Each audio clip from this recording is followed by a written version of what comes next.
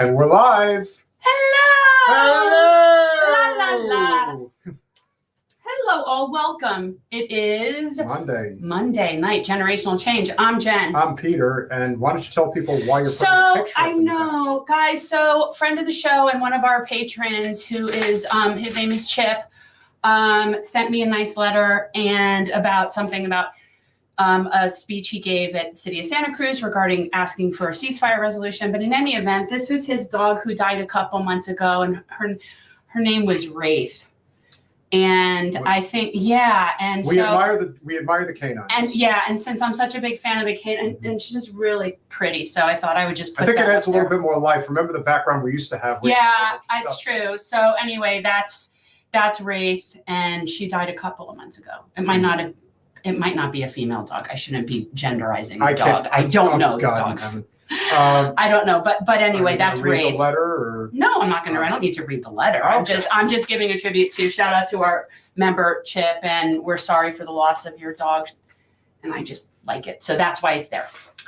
Appreciate you, Chip, and hope you guys are all doing well. It is a very important conversation we're going to have this evening regarding what's happening at my alma mater, Rutgers University. It's You went to freaking Rutgers. Tragedy that it happened, but they're cracking down on free speech. But I've always maintained that the reason why you have censorship at such a rampant pace in this country right now is because when you lose control of the narrative and you cannot get the people to follow your whim, then you kind of just have to shut people up, and that's exactly what they're doing.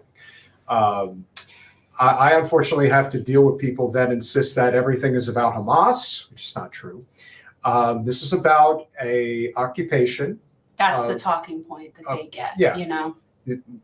Nevertheless, the people are finally admitting the reality of that Gaza is rich with natural gas, and the fact that you had to push everybody out. And now all of the major oil corporations have gotten their big fat contracts. Or how about the property developers that are already sending out ads for beachfront properties that are going to be available soon?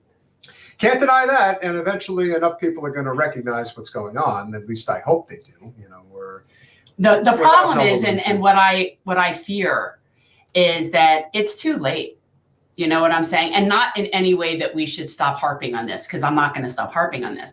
But from the perspective of, even if, let's say, there's a ceasefire now, the disaster and the carnage and the disease and the stuff, we're going to be looking at 2 million dead people. It's just a matter of how long of a time it takes.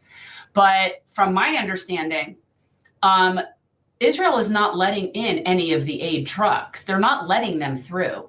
So I understand. That's fake news. Yeah, I don't think so. And so I know that we're supposedly there's aid trucks going, but there are literally a whole bunch of aid trucks just sitting in the desert and not getting to the Palestinians because Israel's not letting that in.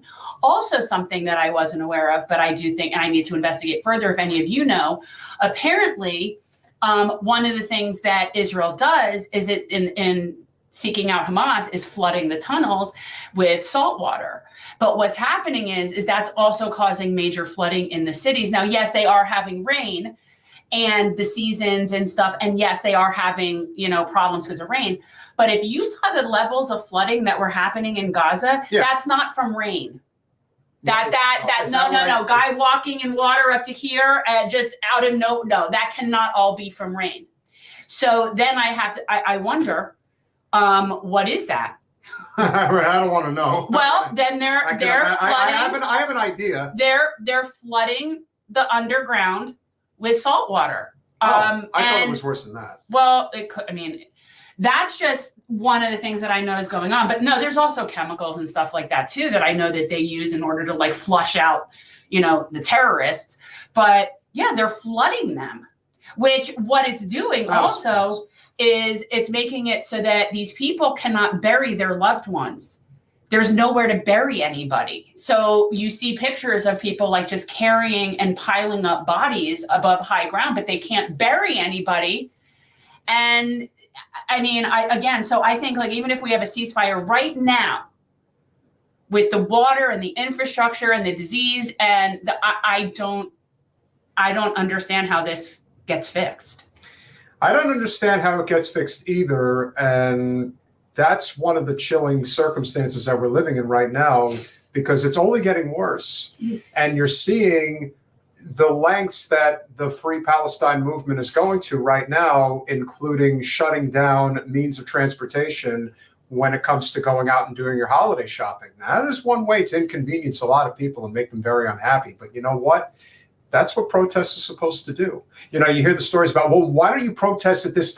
No, you protest when it is the most inconvenient. That's kind of how we're in this mess because people do not understand nonviolent protests. So now we're in a situation where we're seeing a lot more violence because the Palestinians, when they did the March of Return, this was, I forget which years it was. You're talking 18, not that long ago, the most recent series of, they were getting shot. Nonviolent protesters at the same place in Gaza, going to the fence, and they were getting shot. And can people stop saying that there was a ceasefire prior to October 7th? I really wish people would stop saying that. First of all, it's ridiculous to me that we even call it a ceasefire, because a ceasefire is what happens in a war. This isn't a war. You can keep calling it whatever you want to call it. It's not a war. Wars don't exist with people in captivity. That's not a war. That's shooting fish in a barrel. There's a big difference. Yeah, that's what it appears. So yeah, it's not a war. So I don't know how you could have a ceasefire when only one of the sides is really firing. So yeah, that doesn't make any sense. But at this point, I honestly think that the damage is so, I don't understand how this can, where this goes from here. Well, that's also the thing that a lot of people have been asking themselves is, well, how is this going to end? With a couple million dead people. Probably. That's how this ends. You have, it's something like somewhere between 1,000 and 2,000 kids that are lying around with amputated limbs, by the way, that were done without anesthesia, mind you. Mm-hmm. These are babies. Okay. So you have these kids, there's somewhere between 1,000 and 2,000 kids that have had limbs amputated that are just lying around. Well, how long do you think people can live like that without complications, with no healthcare, no medicine, no clean water? How long so all of those people that are coming out of this with just massive casualties like that, there's going to be more and more complications. They have no clean water. They have no sanitation. They have no medicine. So I don't see how this goes.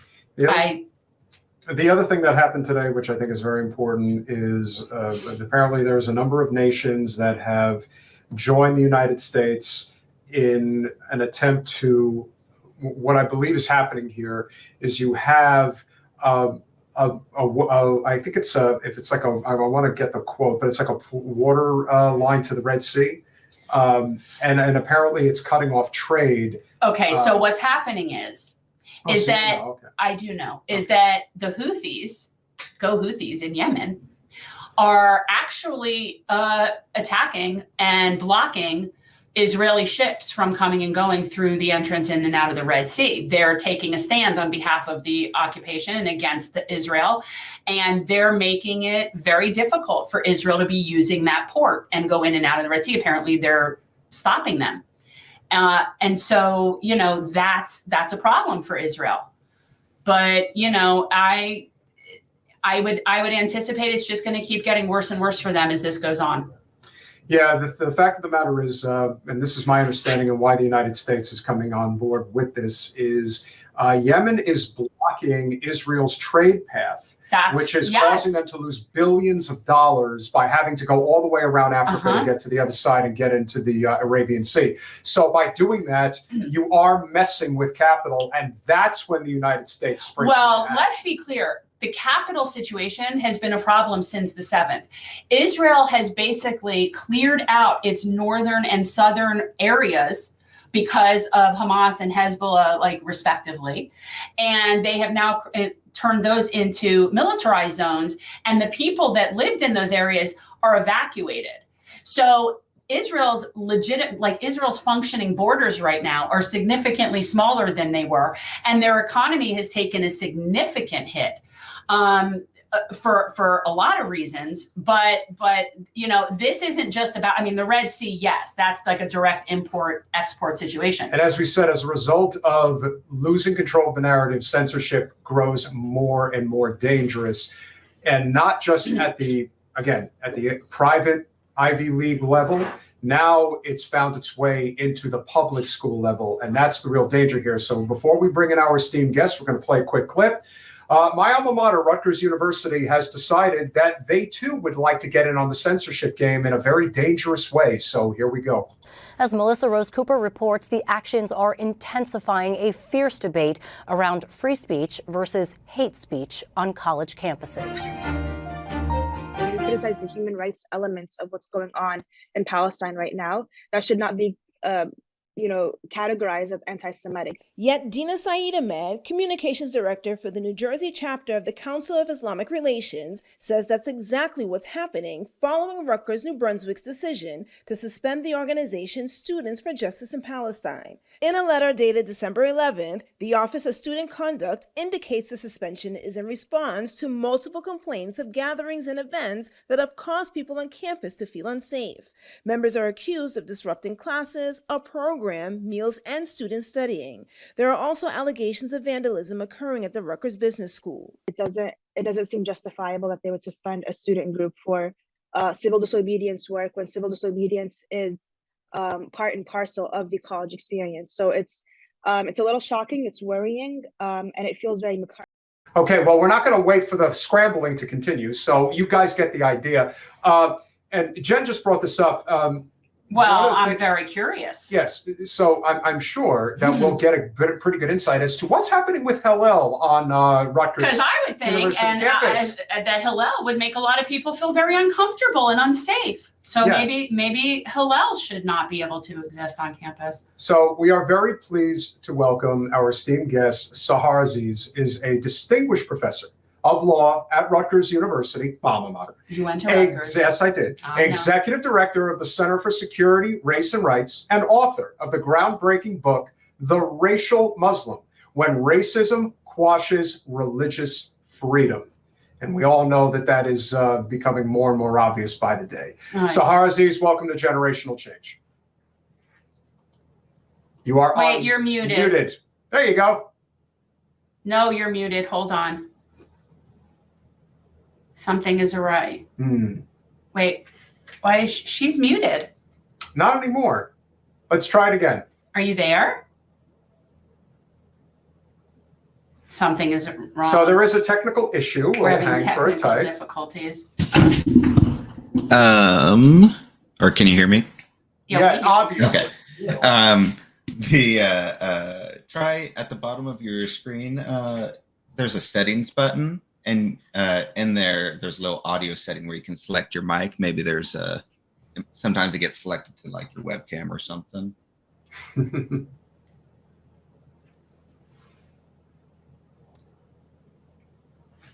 Come on. Just gotta find settings. Yeah. Oh, Wait, something happened. Can you hear me? yes. Sorry about that.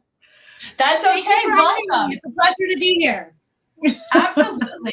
So, obviously, this is something that we've been seeing going on a lot of campuses. This is obviously not the first time in history where the idea is to squash the narrative because you don't have any sort of alternative, right? So the idea is just to keep it quiet.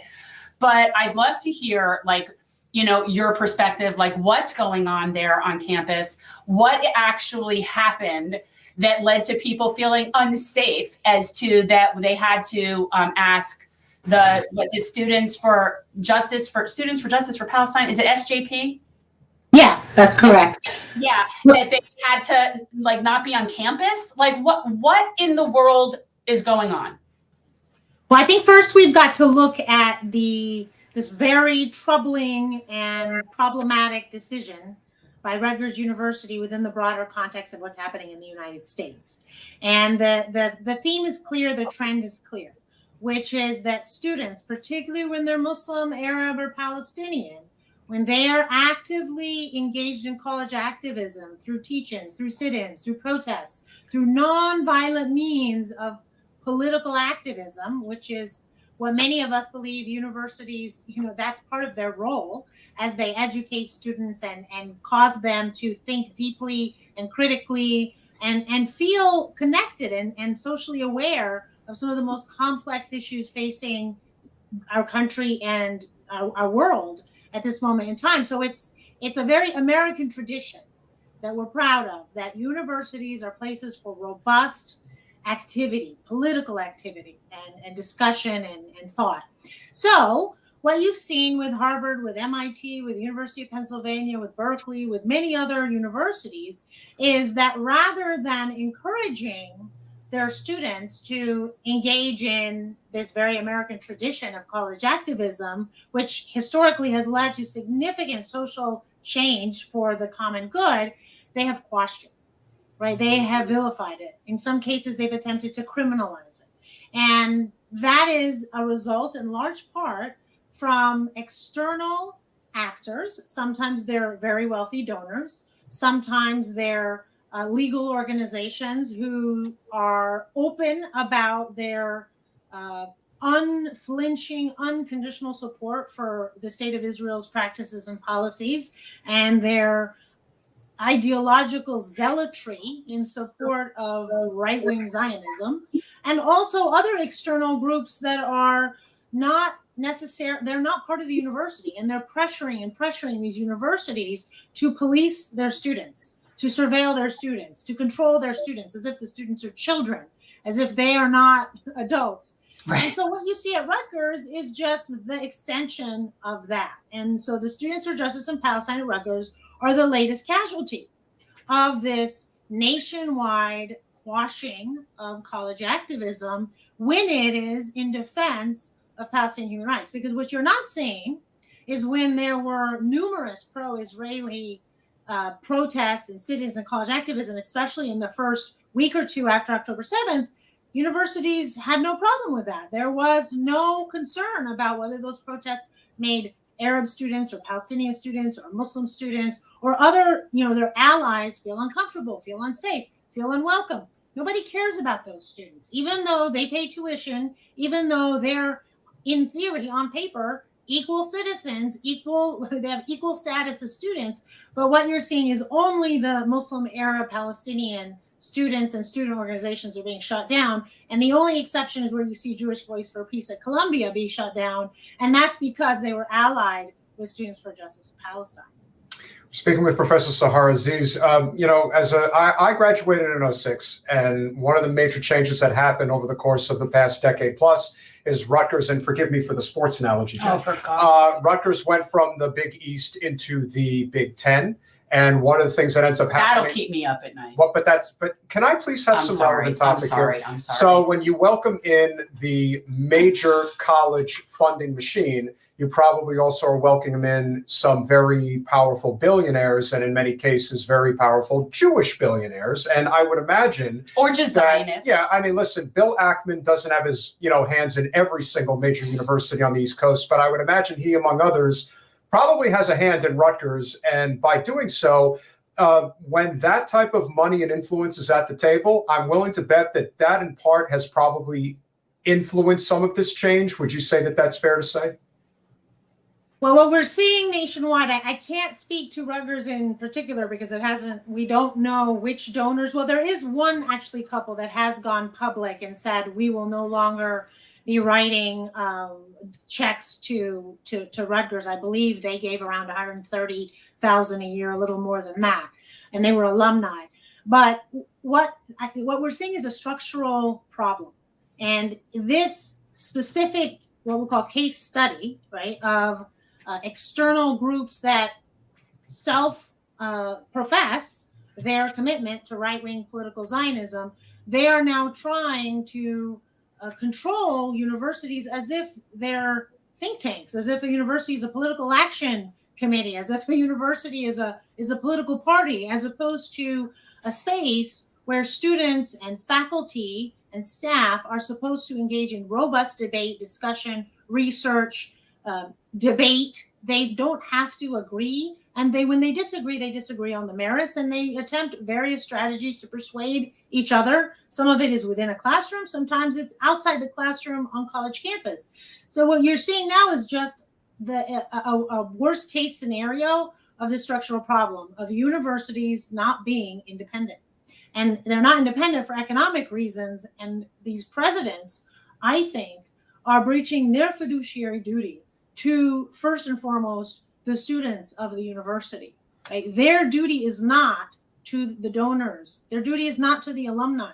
Their duty is not to the sports fans. It is to ensure that the students are receiving a high quality education. And that's not just in the classroom, it's also outside the classroom. So when you have student groups who have gone through the process to be registered, to essentially be trained, and they're now engaging in nonviolent civic engagement, civil disobedience that's nonviolent, suddenly they get shut down with no warning, with no pre-suspension hearing, with no details as to what exactly they did that supposedly violated some policy, with no notice of whether that policy is actually being equally enforced, as opposed to being enforced based on the group's political ideology or political preferences or race or ethnicity or religious identity. So there's a lot of questions about the closure of the suspension of the SJP chapter that happened categorically. It was very fast. The students got no notice, and they suddenly found themselves suspended and told, in 2 days you get a hearing, which of course you can't even prepare for the hearing within 2 days, especially if you look at the letter, and it's available online because it got leaked to the media. And when it got leaked to the media, it included personally identified information of a student who happens to be Muslim, which of course puts that student's safety at risk. Yeah. And it violates that student's privacy, which is a violation of multiple laws and policies. So even the university can't follow its own policies. So everything, all the circumstances surrounding this suspension, I think makes Rutgers look very bad, especially for purposes of academic freedom and free speech. Yeah, I mean, I think a lot of this is making a lot of these universities look bad. And I want to just ask you your thoughts on this, because this is something that really bothered me when I was watching the hearing with, I forget her name, from Penn, and then the woman from the president from Harvard. And I don't need to know other names, whatever. Okay. So, well, no, the congresswoman, her I know. Yeah. No, I'm talking about the president. But what really bothers me is that not one of these women, and I shouldn't say that they're women, people, presidents, stood up and actually said the correct thing, which is that no students were calling for the genocide of Jews. Now, the fact that our congresswoman is Debbie Wasserman Schultz. And so the fact that these congresspeople are saying to them, is it within your school policy to allow for the call of genocide? Well, why is nobody challenging that? Because that is not what happened. I am sick and tired of the from the river to the sea being automatically transcribed into the calling of a genocide. And I've called out my congresswoman and said, you need help, Debbie. Get some help. Okay. You've got serious genocidal projections, but it's like, why did none of these presidents stand up and say something about that? Nobody was calling for genocide. Well, to her credit, the president of, I believe it was MIT, she did say, I have not heard anyone on campus say that they are supporting a genocide of Jews. They don't call them out for giving that implication that they are flat out giving that based on a phrase that they know damn well can be interpreted multiple ways. Well, you know, and I've said this before, is if you don't look at the context of student speech, because first we should always approach student speech on college campuses with an inference that it's protected and an inference that it is not intended to produce violence.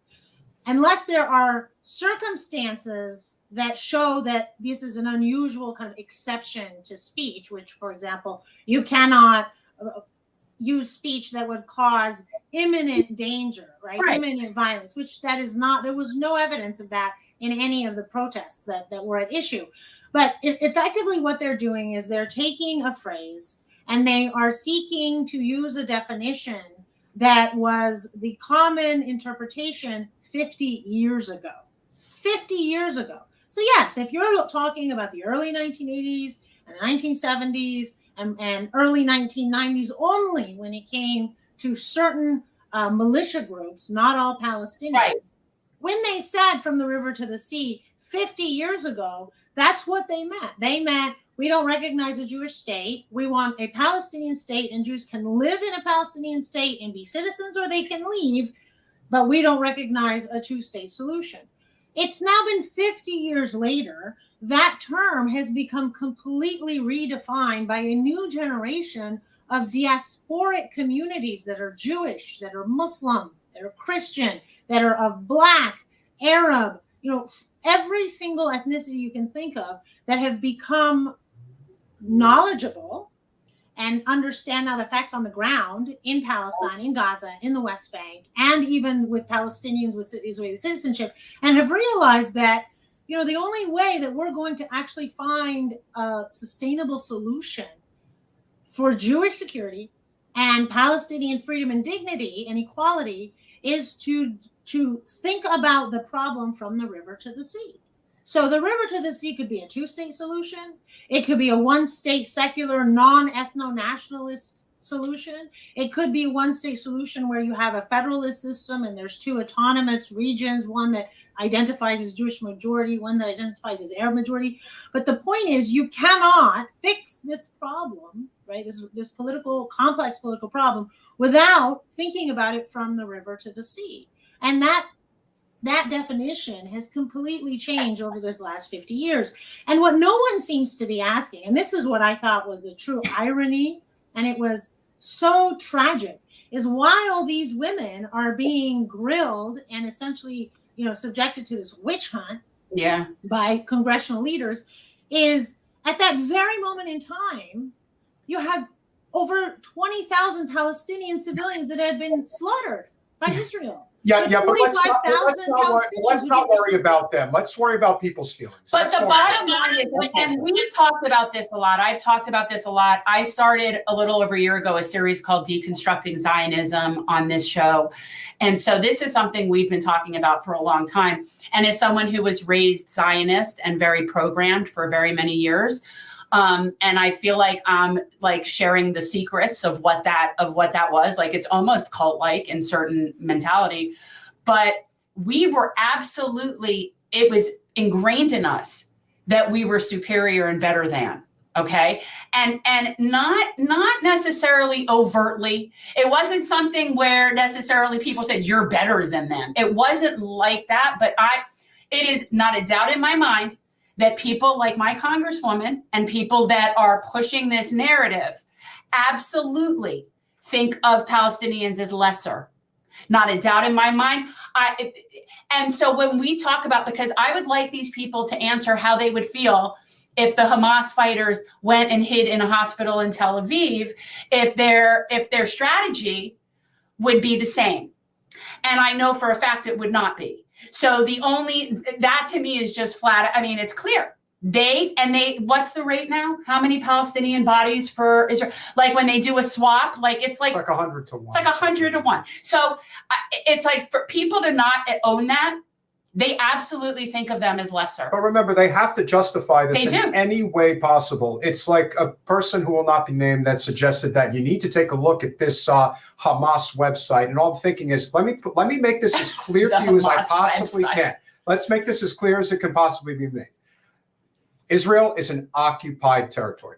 And until that changes, you are not ending Hamas. What you're actually doing, just based on your strategy alone, is you are creating infinitely more Hamases or terror cells that are going to wreak havoc all over the Middle East and potentially in this country. Well, that's because what I that's think. next. If you think that it's not going to end any other way, it's like you can't bomb something into oblivion when you are in the wrong from jump. And it's like people who say that there was a ceasefire before October 7th. That was not a ceasefire. So It was a blockade. It's a siege, but first of all, and I keep saying this, words matter. This isn't a war. And I find the use of that word yeah, I know, right? so ridiculous. Well, all of it, okay? And just watching the angling, it's interesting how Israelis get killed, but Palestinians die. Oh, no, listen, if you want Hezbollah and Turkey involved, then you can have a war, and then you'll really see But how I mean, things it's go, all right? the 'Cause language, not gonna it's be good. all the framing of it, Yeah. it's all of it. And it's once you see it everywhere. This is why I can't watch regular news. I can't watch that swell. Yeah, I mean, I think when you try to understand what is Israel, the Israeli government's strategy, and at the Center for Security, Race and Rights, we did a 4-part teach-in on Palestine, which I would highly recommend to your audience when they have time. If they go to csr.rutgers.edu, they can find it on our resources page or go to our YouTube channel. But what you realize is since Oslo, ironically or paradoxically, Oslo was supposed to be the final resolution, Right. where we created the 2-state solution. But what you find is that from the very beginning, as soon as the agreement was signed, the Israelis expanded their settlements in the West Bank. They built a wall to trap the Palestinians, particularly in the West Bank. They built roads that only Jewish Israelis could use. And they slowly but gradually created what is now these Bantustans, and that has caused Human Rights Watch, Amnesty International, even many UN experts to say, you're effectively, this is an apartheid system that has been, as a result of this 50-year or 75-year occupation. But the point is that you didn't have an honest player, you didn't have an honest partner in the Israelis. So even if they can, in fact, point to certain groups like Hamas who have engaged in terrorist acts insofar as their militant activities target civilians, those are war crimes, and that is not acceptable both morally but also under international law. But even if you see, they were doing that, you still had the Palestinian Authority that was playing by all the rules, was doing everything it possibly could to be in good faith in compliance with the Oslo Accords. And what happened to them? They lost all their credibility because they became the police of the Israeli state within the West Bank. So they were the ones who were now delegated to torture and hurt, to police and detain and arrest Palestinians. So all that is to say that the Israeli government has gone farther and farther to the right since Oslo. And many Israeli government officials, right, these are people who are speaking in their government capacity, have said even before October 7th that the West Bank belongs to Israel, and from the river to the sea, this will be Israel. And we need to push the Palestinians out. They need to go to Jordan, or we just kill them and we do what we did in 1948, scare them off and terrorize them, and they all run. And essentially, if you look at post-October 7th, the language, the rhetoric, human animals, we're going to flatten Gaza. We're going to make Gaza unlivable. We're going to make it where no Palestinian will be left. That's the language of genocide. It's also the language of ethnic cleansing. And it's the language of extremism. And so, and you don't even have to, all you have to do is just listen to what the Israeli government officials say, listen to Netanyahu, And they make the case for the lawyers who have now submitted a complaint, right? The Center for Constitutional Rights has submitted a complaint to the International Criminal Court because they have jurisdiction over the occupied territories because the Palestinian Authority applied and ratified the Rome Statute. And so the evidence is clear. And you have, again, 1% of children in Gaza have been killed by the Israeli military. 1%. That's the equivalent. So it's 9,500 in Gaza. That's the equivalent of 720,000 American children being killed in 10 weeks. That's 1%. That's how tragic the situation is. And we're funding it with $3.8 billion a year. And Biden has the audacity and the shame to ask for $14 billion more to fund the murder and the killing of Palestinian civilians under the guise of eliminating Hamas. And I agree. Even if you were to somehow eliminate Hamas, you're just going to replace it with another militant group that's probably going to be even more radicalized, because the people who will be the most easily recruited, and we see this all over the world with militant groups, the people most likely recruited are the ones whose family members have been killed by the oppressor, the occupier, whoever they deem to be their oppressor.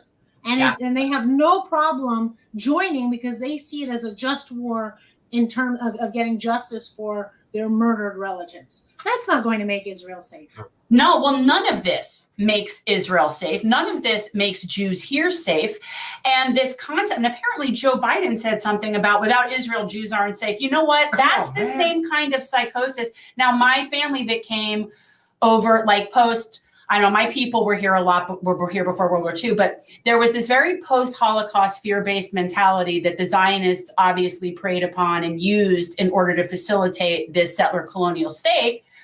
And that fear-based mentality, it's almost like bred in us to some extent, which is why you see people able to scare the Jews so easily by saying things like, oh, anti-Semitic, oh, they want to kill us, oh, they want to, I mean, this is so ingrained in us, and it's just so, we're so indoctrinated. And I just, like, my goal is to just keep trying to unindoctrinate people with this, because it's really scary. And what it really is it's projecting, because the only genocidal people are the people in Israel. And so when they say from the river to the sea, and I would also suggest to people that there's things called like figurative and literal. And when people say that they want to get rid of the Jewish state, that doesn't necessarily mean they want to get rid of the people. Okay, that's not a genocide. That's talking about a change in geopolitics and in the structure of a nation state. I don't understand how that equates to genocide for because people. Again, you have to create a narrative that allows people to believe that what they're doing is right, even though deep down I think most know what's happening is wrong. I'm not buying it with them anymore. I'm done with them. If you cannot get past the emotional component that is religion, of which I think is all bullshit across the board. Yeah, I said it. What cannot be denied is what's now being leaked, no pun intended, is that Gaza is a natural gas rich land. And they are now figuring out a way to parcel it off to the 5 biggest oil companies. They've already started. Apparently leases were set up in June or July or something. So now you can have an opinion about the justification or why this is happening. What you cannot talk your way out of or around is what is happening on Gaza soil and what they did in order to make it so that they could do that. They basically leveled the entire place. And so now that they've leveled it, they now have an opportunity to get filthy rich because of it. It's trillions of dollars in natural gas resources that is in Gaza that they want to take out of the land.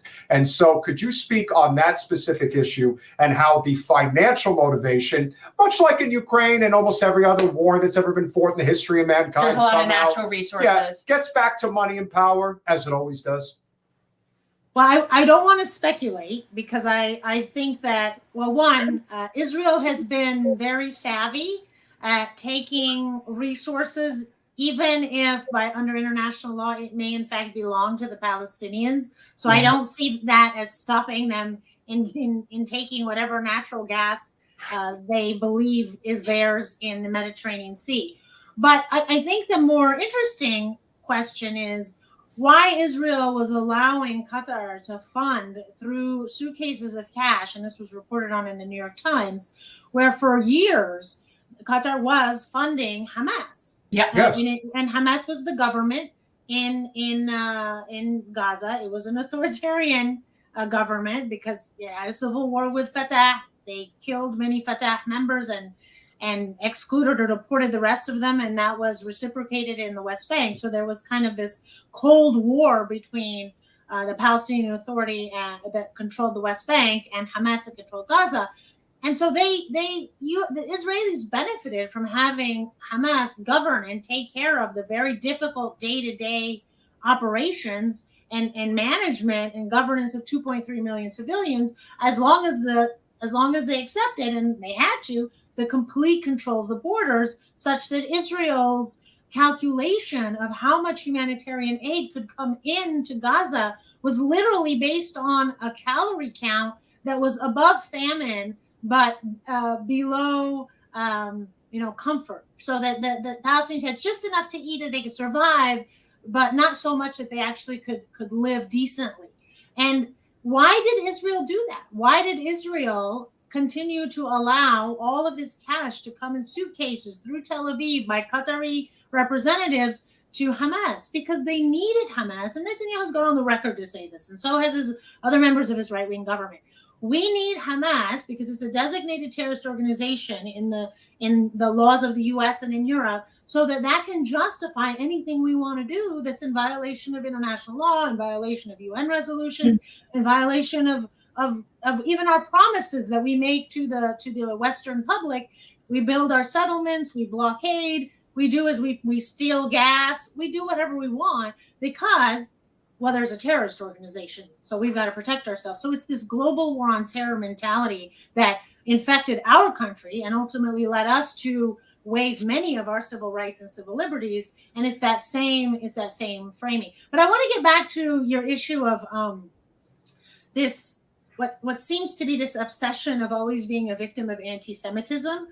The report that we published recently called Presumptively Anti-Semitic, the Islamophobic Tropes in the Palestine-Israel Discourse, it really it seeks to expound or explore that and unpack it and show how that's actually not helpful for Jews. And not only does it cause discrimination and vilification and racist tropes against Muslims, right? Because we are not raised to hate Jews. We are not raised to hate Judaism.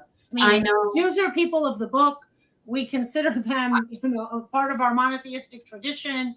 But what's unfortunate is if anti-Semitism is expanded so broadly that then it has no meaning. That it's really, if you politically disagree with me about foreign policy in Israel, you're anti-Semitic. If you politically disagree with Israeli state practices and policies and human rights record, you're anti-Semitic. That then means anti-Semitism doesn't really mean what it should mean, right? Yeah. Individualized hate towards a Jew because they're Jewish. Attacks or assaults or vandalism against a synagogue. Discrimination against a coworker or a subordinate because they're Jewish. Or hate crime. Those are anti-Semitic activities, and they should be condemned, and they should be prevented, and they should be, criminally prosecuted or civilly litigated.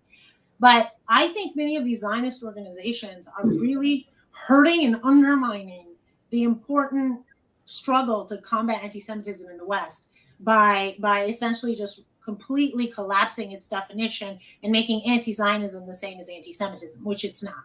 Right, which is amazing to me that we had an entire Congress sign a paper that said anti-Zionism is anti-Semitism. And I almost just don't even know what to do with that. And they signed it, most of them, by severe account, most of them. And how? It's factually incorrect. I would suggest that Zionism is actually very anti-Semitic. The concept that all Jews are some sort of ethnic monolith is extremely anti-Semitic. I think that that's the problem. There's a lot of problems, but what concerns me is how it affects us. Coming full circle to what's going on our campuses. And I'm curious how Palestinian students what their comfort level is with the Jewish groups on campus. Like, I know, like when I went to school, Hillel was a big thing, and I was in Colorado, and there aren't even that many Jews in Colorado, and Hillel was big. But I would think that might make people feel very uncomfortable. So how is that not being addressed at all? Well, what I've heard from Palestinian and Arab and Muslim students is that they are getting absolutely no empathy, no care, and very little, if any, attention by the administration. At the same time that there is this obsession with the feelings and the opinions and the perspectives of Jewish students, particularly those that support right-wing Zionism. And that has caused many of these students to feel alienated, marginalized. And in fact, what's happened, and I think it's a positive development, is that many faculty have realized these administrators are biased. They are not fairly treating our students. They don't seem to have the same care or empathy towards all students. And so the faculty now have started something called Faculty for Justice in Palestine, which we have at Rutgers and at NYU, and they're starting to grow across the country. And they have become effectively the support group by faculty to ensure that, in fact, if there is a suspension of SJP, that the law has been followed, that they have the support of the faculty, that the faculty will protect free speech, because many of us have realized that this commercialization of the academy of higher education, turning it into this effectively like a capitalist corporation as opposed to a university, a place of learning and higher education, is that presidents serve the stakeholders, they serve the donors, and they serve the board of governors, who are usually donors, and that's the only people they seem to serve. And the students, to hell with the students.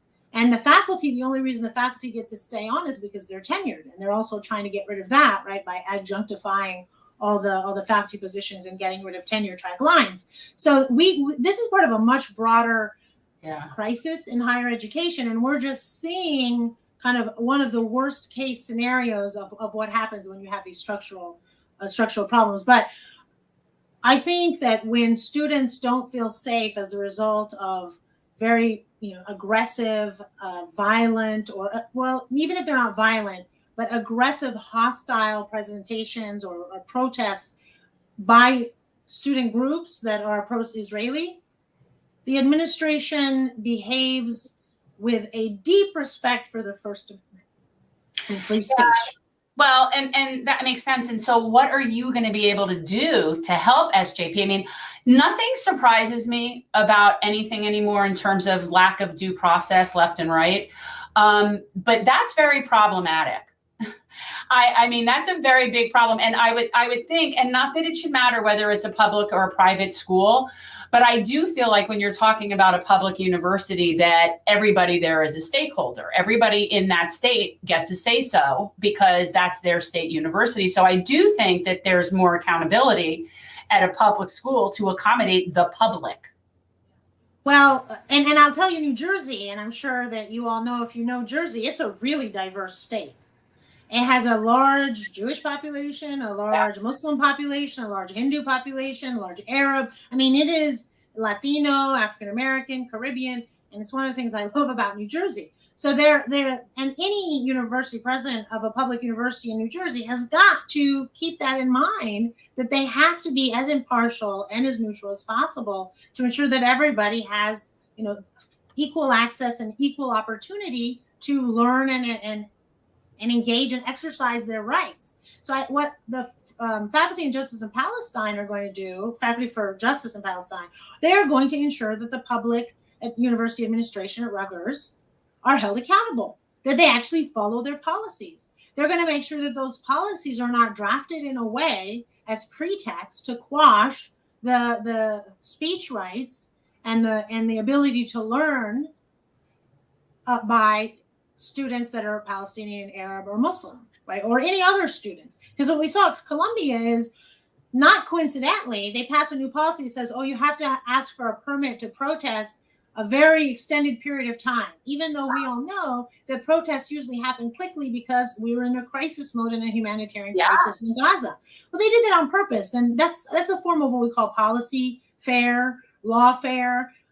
Lawyers know these tricks. So these are all just tricks coming out of the general counsel's office. So the Faculty for Justice in Palestine are now going to be kind of like the guardians and of, along with the union, to ensure that the administration doesn't follow the law. And if they can't do it internally, I'm sure the administration will get sued. The Zionist organizations have no problem suing the universities. They've been filing what seem to be frivolous complaints, Title VI complaints with the Department of Education. And I think you're going to have other complaints by Muslim Arabs and Palestinian students, but I don't think those are going to be frivolous. I think those will actually have some, they'll be grounded in facts that are not favorable to the universities. Yeah, well, the ADL knows no bounds. The ADL sit there and just file suit after suit after suit. I'm just curious, what do you teach? So I teach national security law, privacy law, and Islamic law and society. Interesting. Very interesting.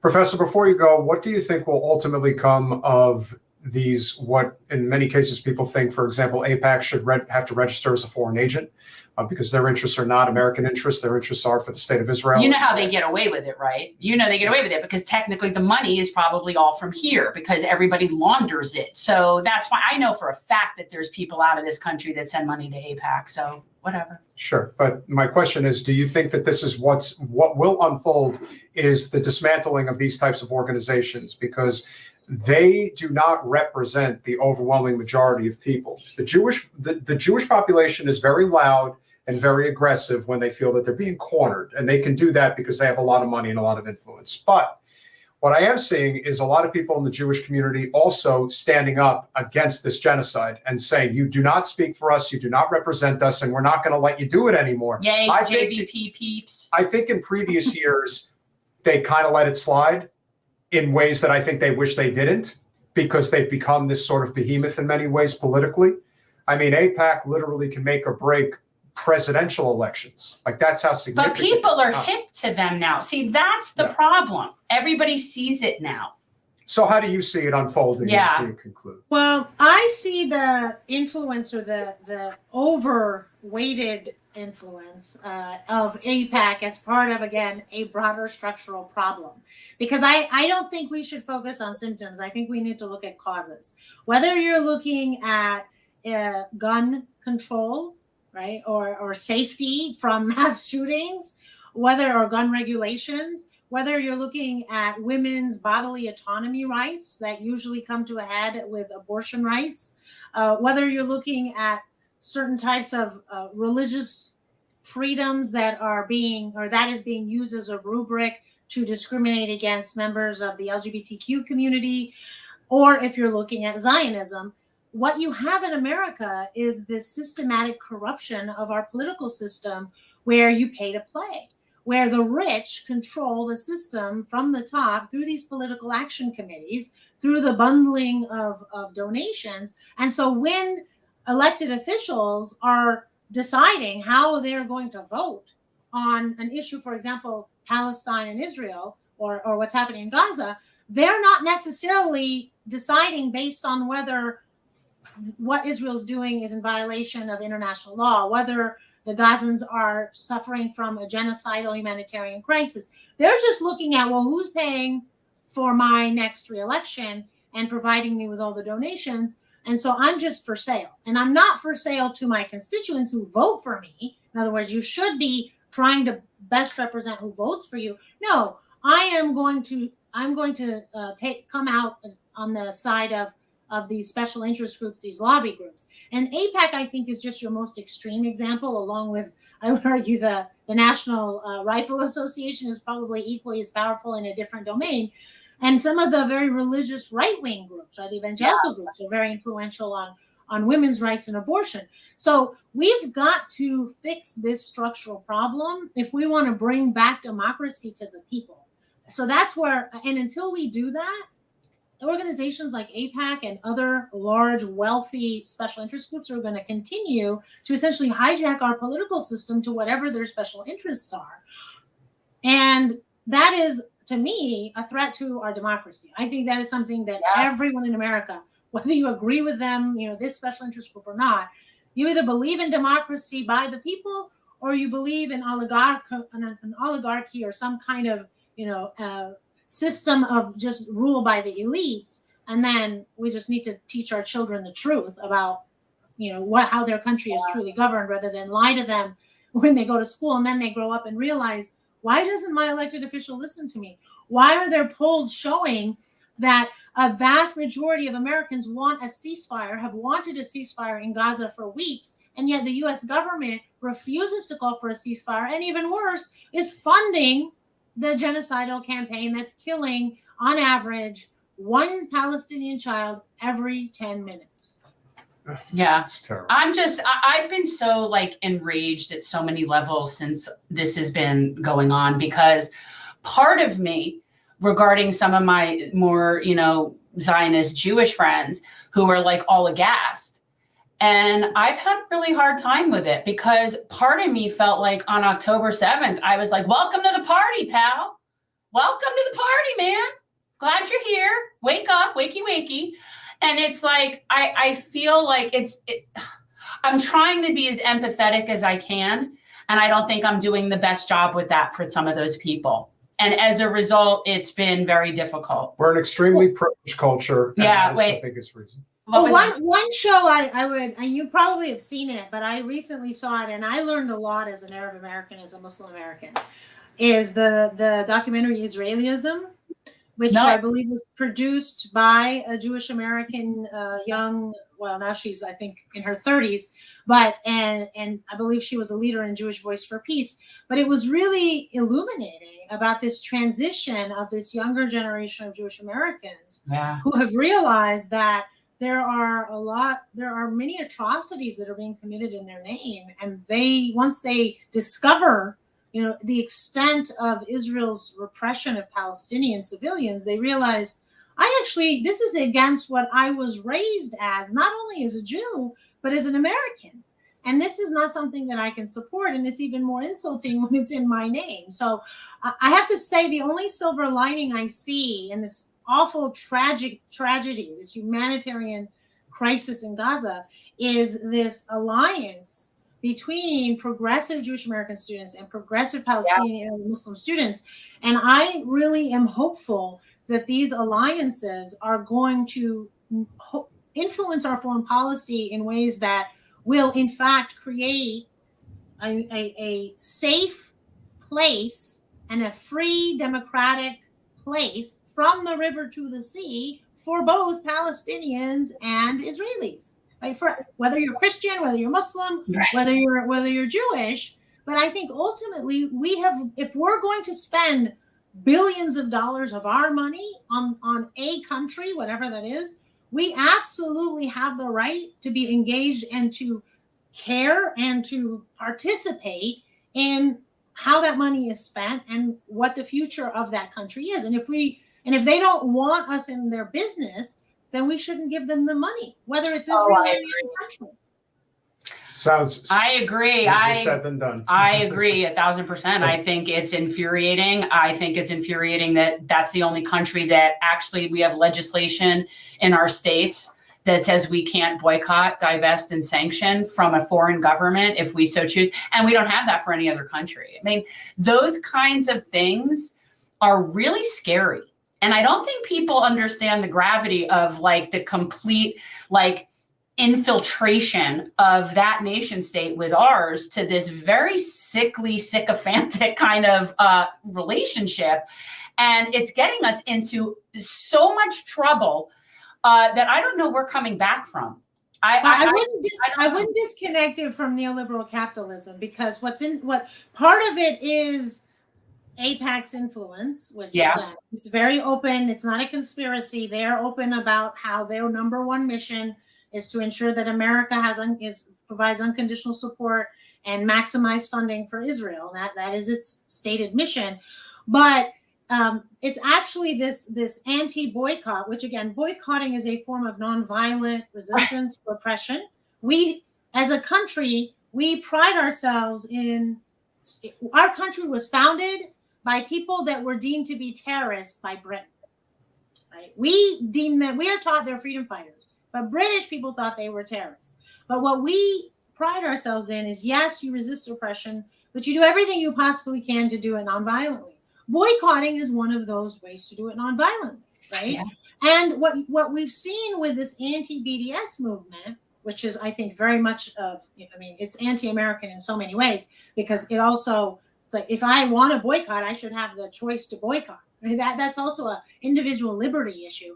But it's also affected the climate change advocates who have wanted to boycott fossil fuel companies, right? But those fossil fuel companies are actually using these anti-BDS statutes as templates for passing similar statutes in the States, so that these young people who are trying to save the climate and save the planet now are finding themselves in the same, with these same challenges. And ultimately, it's these companies, whether they're fossil fuel companies or whether they're other types of companies that do business with Israel, they want to maximize their profit, and they don't want anybody interfering with that. So there's also that element in the equation.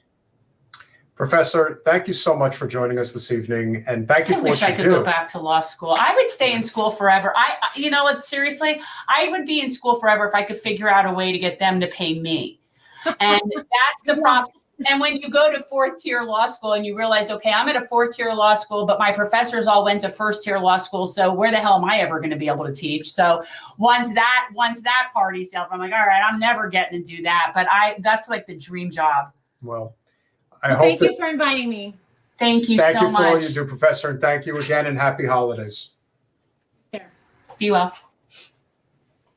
The one thing that she brought up at the end, which I thought was very important to note, is that, now you're going to have a real battle on your hands when a lot of the, let's say climate defiance, for example, are going to start protesting what's going on in Gaza related to the major oil companies extracting the natural gas out of the ground. Well, they're not. But they're going to be anti-Semitic, of course. Well, they are anti-Semitic anyway. But they are. I want to, I don't think most people don't even realize that the legislation that's out there, the anti-BDS legislation, and that's one of the main reasons that got me down the real rabbit hole in terms of really investigating a lot of stuff further, was when I felt like my First Amendment rights are being infringed upon by a foreign nation state's control over my country is imposing on my First Amendment rights.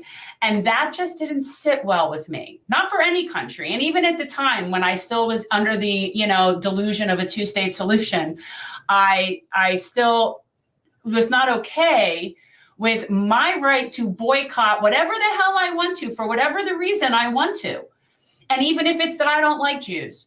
Maybe I just don't like Jews. Maybe I just don't. And I don't want to buy their products, and I don't want to have anything to do with them. That's my right to do so. Sure. I don't understand. Well, but then again, I also am not somebody that has a problem with hate speech unless it's calling for immediate violence. I don't have a problem with people walking around saying they hate Jews. I actually prefer it, because those people are out there, whether they're saying that out loud or not. Okay, people saying it out loud is not what makes them be anti-Semitic. I actually prefer to know who the bigots are. It doesn't bother me at all. So the idea to stifle speech that's just speech makes no sense to me whatsoever. I want to know who all the bigots are. Don't we want to know? I mean, it doesn't offend me for somebody to say that they hate Jews. It's like, good to know. Mental note of that. Won't be supporting your business, won't be supporting any of your stuff. Thanks for sharing, and move on. Like, I don't. We're going to show you a quick video that Colin put together, because we need to show you guys that this is not going away. It's not going away. Oh, no. You're not sweeping this under the rug. This isn't going to be, it's going to be yet. They always assume it's like it'll be yesterday's news and, the following week. No. This is really going to define politics. You can ask him. I told him a few months ago that this is the hill I'm going to die on. Yeah. Like, I will be a dog with a bone that you will not. I will never let this go. This is what just happened today in New York City. We've been there. All the trains. People are dying. I got family that can't even go to fucking store right now. I don't want you. I don't want you. So I don't care what you think. I'm worried about my family. You saying right here because we want to. You don't like it. You want to bother everybody else. Fuck you. Fuck you, pussy. Fuck you, that brat. Why did you destroy you? Yeah, right. I'm destroying you. They are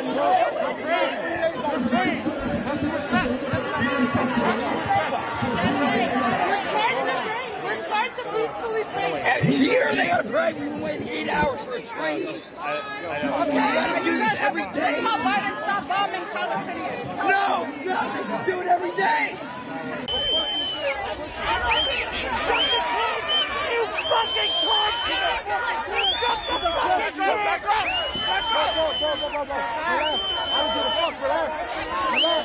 He's a kid.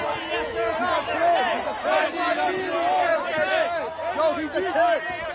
He's a kid. You guys are abusing the minor. You guys are abusing the minor. Lock the police. Lock the police. Lock the police. Lock the police. Lock the police. Lock them. Move like a... That shit with me, nigga. You ain't that fucking tough. Oh, now I gotta run over here and push you and talk the police. You fucking cool down here. Stay.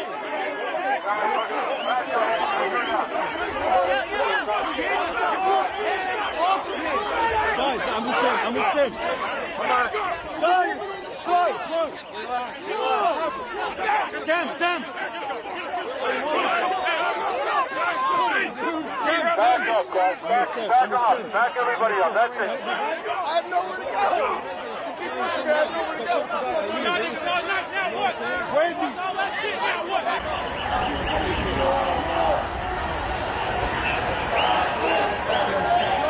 Go to jail. Go to jail, all of you.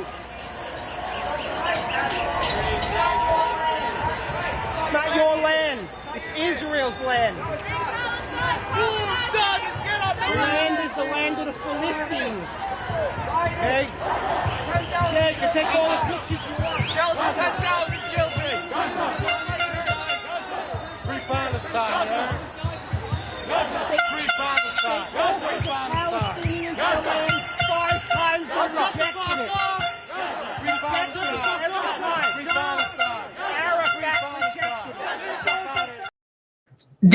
We're not letting it go. You see, when an We're an old Jewish man like that says it's Israel's land, that's when anti-Semitism jumps. But by the way, I don't know that man was necessarily Jewish. Maybe to be not. honest Maybe with you, not. I don't know that. Assume. I don't. Well, you shouldn't. No, you shouldn't, because there are infinitely more Christian Zionists than Jewish Zionists. So do not assume. When you assume, you make an ass of you and me. Notary, this was today. That was today, and that was New York, right? Yes. It was New York. But these protests are all over the place. They're all over the place. Everything. They're all over the place. And they're not stopping. No, they're not stopping. You On wait the until, 8th night of and Hanukkah. let me just say this: you wait until Christmas Eve, because that's coming. Oh, no. That's There's no gonna Christmas in Bethlehem this year, people. It is Christmas has been canceled in Bethlehem. But if you have any intention of shopping in any major city area over this holiday weekend, you better get it done beforehand. These people are not having it. And granted, it is also location specific. We're not going to have that here.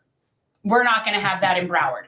But in certain places, you don't get to have business as usual. Sorry. No. We're in the middle of a genocide. There is no business as usual. It is not going to stop. We are not going to stop. And I was so proud of Jewish Voice for Peace. Let me tell you something. I hope that the people who are really in the leadership there are really doing a good job of keeping track of how well they're organizing this, because they can almost do this group could write a playbook at this point. They are coordinating and organizing. So on the 8th night of Hanukkah, Jewish Voice for Peace closed down 8 bridges in 8 cities on the 8th night of Hanukkah. And I'm talking about Minneapolis. I think somebody was San Diego. Like, there were 8 different cities, 8 bridges. And I was just, it's beautiful. Jewish Voice for Peace. They're really killing it. Remember, over time, as we've seen a lot of these protest marches, of course, the most infamous one, as I like to point out, was on January 20th or January 21st, 2017, when all of the suburban wine moms showed up with their pink hats on because they couldn't take the fact that Donald Trump had been president. That was worth protesting.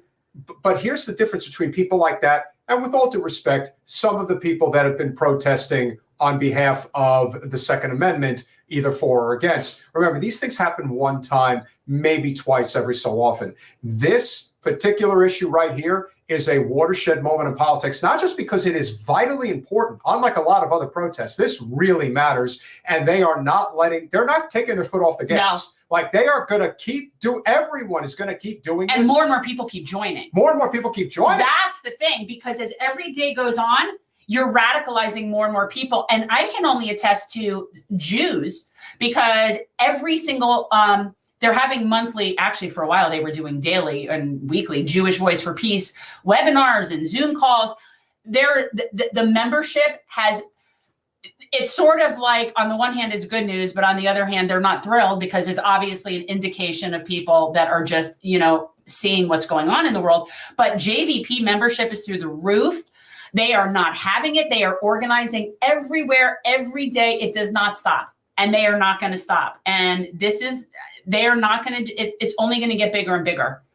But I knew this was different when I was in DC on the 4th. Yeah, oh, absolutely. And of course, the other thing that we always bring up, and they always like to exaggerate the numbers in terms of the pro-Israel crowd that ended up showing up. Remember, the pro-Palestine march on DC was completely grassroots. It was amazing. And the reason they did a pro-Israel, they paid people to go. Well, not just that they paid people. The reason they did that is because they felt that they needed to show that there was another side, because of how big the Free Palestine movement was. It was so big. Remember, they ended up proving that so much of the people that ended up showing up in DC were people from affluent communities.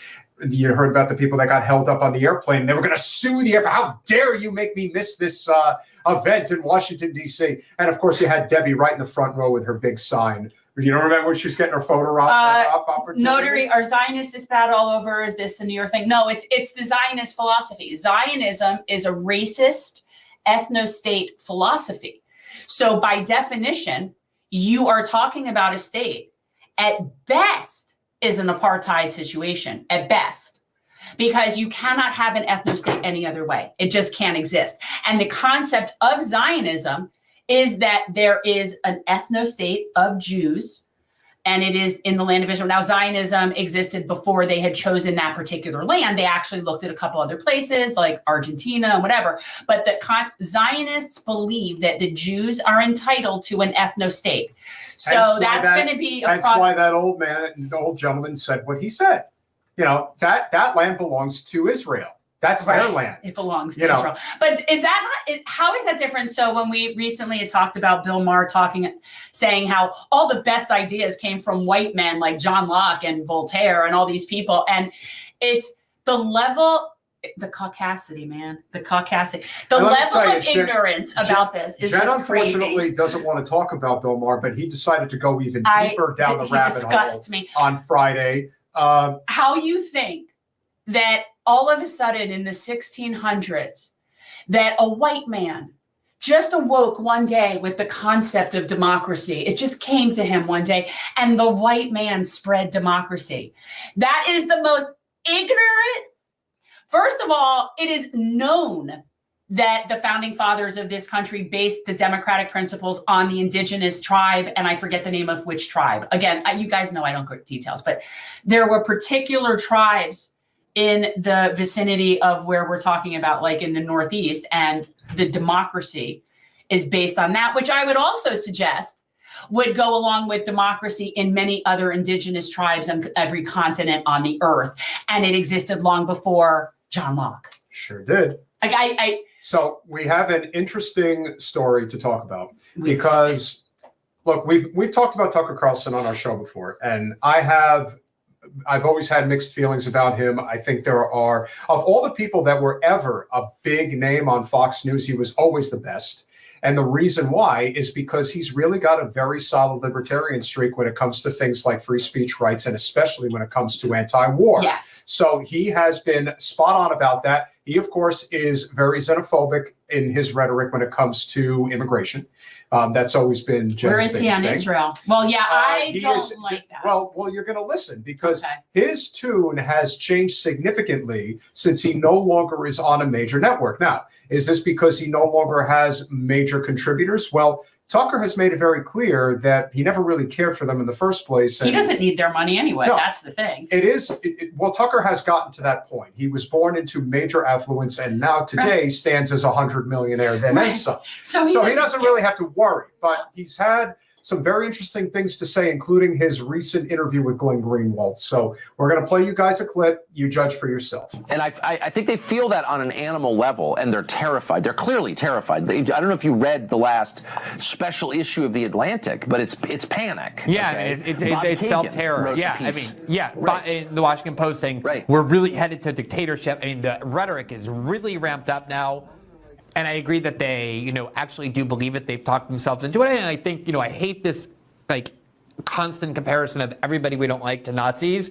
So I say this not to do that, but, Hannah Arendt observed when she watched the Nuremberg trials, what she called the banality of evil. That, you think that people who are doing evil things and tyrannical things have horns growing out of their head and are like fangs with blood dripping out of it. And usually they're just kind of very mild personalities who get swept up into their own righteousness and have no ability to see what it is they're doing. And I think most of all, they know the public hates them. They know the public doesn't listen to them anymore. In fact, the public, if they hear them saying something, wants to do the opposite, which is why Trump being indicted actually has politically strengthened him, because people don't trust the guardians of these systems, like the people at the Atlantic and like the people who are in D.C. Let me just ask you about one more question before we get to your new media outlet, because I do think you're. Wait, can I just interject for one thing and just say about one of the great shocks for me as an aging man is to see Hannah Arendt and Sigmund Freud written out of the public conversation. Both of them were huge when I was a kid.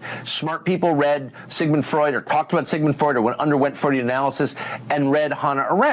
And both of them are so unfashionable now for reasons that no one will specify. But in the case of Assange, if you read, if you follow that case at all and you sort of push a tiny bit, well, okay, what's his crime?